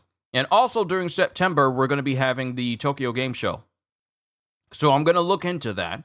And hopefully we'll get a brand new Muso game announced. Because I feel like it's been way too long since our last Muso game that we got our hands on. The last one I can say was a full-fledged Muso that we got was Fire Emblem Warriors 3 Hopes. And I really hope that we get a brand new one. I'm always hoping and praying. Just remember to take a day for yourself too. Too much lined up isn't healthy. I know. Trust me. I might choose and end up doing a day because I've been talking to you members. I might choose a day where I just take a break throughout a week. Every week, I might just choose a day where I just take a break. So that way I can, be refreshed for the next session that I have. Because even though I could do this every single day, Kitty is right. It is good to take a rest when it's important. Take a rest from all the reactions, all the gaming streams, all the videos and stuff. It's good to take a day to rest. So I may announce this on the community tab that I may be choosing a day that will be my bona fide rest day per week. Unless something very important happens on that rest day, I may just choose a day out of the week where it's just me taking a break, period. Haven't thought of which day that's going to be. And part of me is feeling Wednesday. Part of me is feeling like Wednesday will be my break day. But I'll probably come to a solution probably before this day is over. I'll probably announce it then. Letting you guys know here now. But it is good to rest. Let me close up this food so that way some of the heat can stay inside while I'm talking. Because I want to go ahead and bring this to a close as well so I can just completely focus on eating. I really said everything that I wanted to say. I wanted to talk to you guys, just conversate. We did a whole bunch of things. I went on a complete bug murder spree. All 3 of them are dead. And they won't pester me anymore. But, yeah. Sakamoto Days, along with Kaiju number 8. And gaming-wise, we'll be playing some Space Marine 2. Of course, there are tons of other games that I have that I could play for you guys, where it can just be chill sessions. Like, I still got the Mega Man games, like, we left off on Mega Man 2. I still got 3 and 4. And not only that, I'm looking to add the Castlevania Dominus collection to my Switch, so I can play those classic Castlevania GBA and Nintendo DS games. So I'll probably add those to my lineup as well. Because pretty much for the rest of this year, there really isn't anything gaming-wise, at least new, outside of Space Marine 2, that I'll be buying and playing on the channel. Because it's been all of the great games have came out during pretty much the beginning and middle of this year, and then going towards the end of it. I feel like it's starting to taper off just a little bit, but that's just me. I'll keep my options open and see if there's anything new coming out, but as far as I know, there really isn't anything else that's really on my radar outside of Space Marine 2 and the other games that I've mentioned. So it probably will be a little bit light, so there'll be plenty of opportunities for me to bring up, old school games, old games from the past. Like, I really want to play Assassin's Creed 4 Black Flag because of how great of a game it is, but we'll work on the details a little bit later. I'll formulate everything, and that also coincides with like all the other reactions and videos that I've been doing lately. So that's something that's on the table that I'm going to be working on for September. We're still fresh in it. We're not even a full week into this month yet. That's going to start tomorrow. But as far as things go, September looks like it's going to be an incredibly fun month. So I'm looking forward to anything that gets announced this month. Going into like September, October, November, and then December, let's see where things go for the 4 remaining months for this year. But as far as everything else goes, everything's still copacetic. You guys are still amazing. Thank you for all your support. Thank you for all the love. I love having these little sessions where we can just talk about literally anything, and I can just chill with you guys. I got to do more of these, aside from doing games and stuff all the time, so we can talk face to face so you guys can see me. Because I really do enjoy having these heart-to-hearts with you. You know, just enjoying life and enjoying each other's company, because that's what this channel is all about. Just, you know, people enjoying each other's company, and we can all come together for come together for one thing. One thing. Space Marine drops on a Monday. Tomorrow is going to be a reaction stream. Yeah, tomorrow's going to be in a reaction stream because there's a YouTuber by the name of Bricky who does a lot of deep dives into Warhammer lore, and I want to do a reaction to him explaining all of the Space Marine legions. It's like an hour. Hold on, I still got the. It's 42 minutes. 42 minutes. Every Space Marine legion in a nutshell. So that is actually something I want to do a reaction to tomorrow. So that's something we're gonna do so we can get customized. We can get affiliated and used to what the Space Marines are before I start playing Space Marine 2 on Tuesday. So that's something we're going to do. Still got to set up the stream for that, but that's actually something we're going to do tomorrow. But I feel like I talked about everything I wanted to talk about for the past 2 hours and 14 minutes. We killed some fruit flies. I ate me some food. I'm going to eat the rest in a minute. And you guys have just been such wonderful people to entertain on a regular basis. But I think I covered everything, and I think I'm good. Yeah, I think I'm good. I had my rants at the beginning. I had my talks about video games and stuff, and I talked about everything else. I think I covered everything. This was a good session. I want to say it was a good session. Thank you for all the things that you have done for me. Like, one thing I really want to celebrate is the fact that I got my very first super thanks on a video because of the Black Myth Wukong journal entry readings that I've been doing lately. And that was the first one I ever got on a video. Like, I've had super chats before during live streams, but I've never had like a super thanks on an actual video outside of a live stream before, and I thought that was amazing. So that made me happy.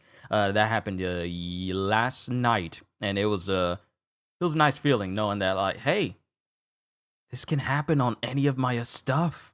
That's amazing.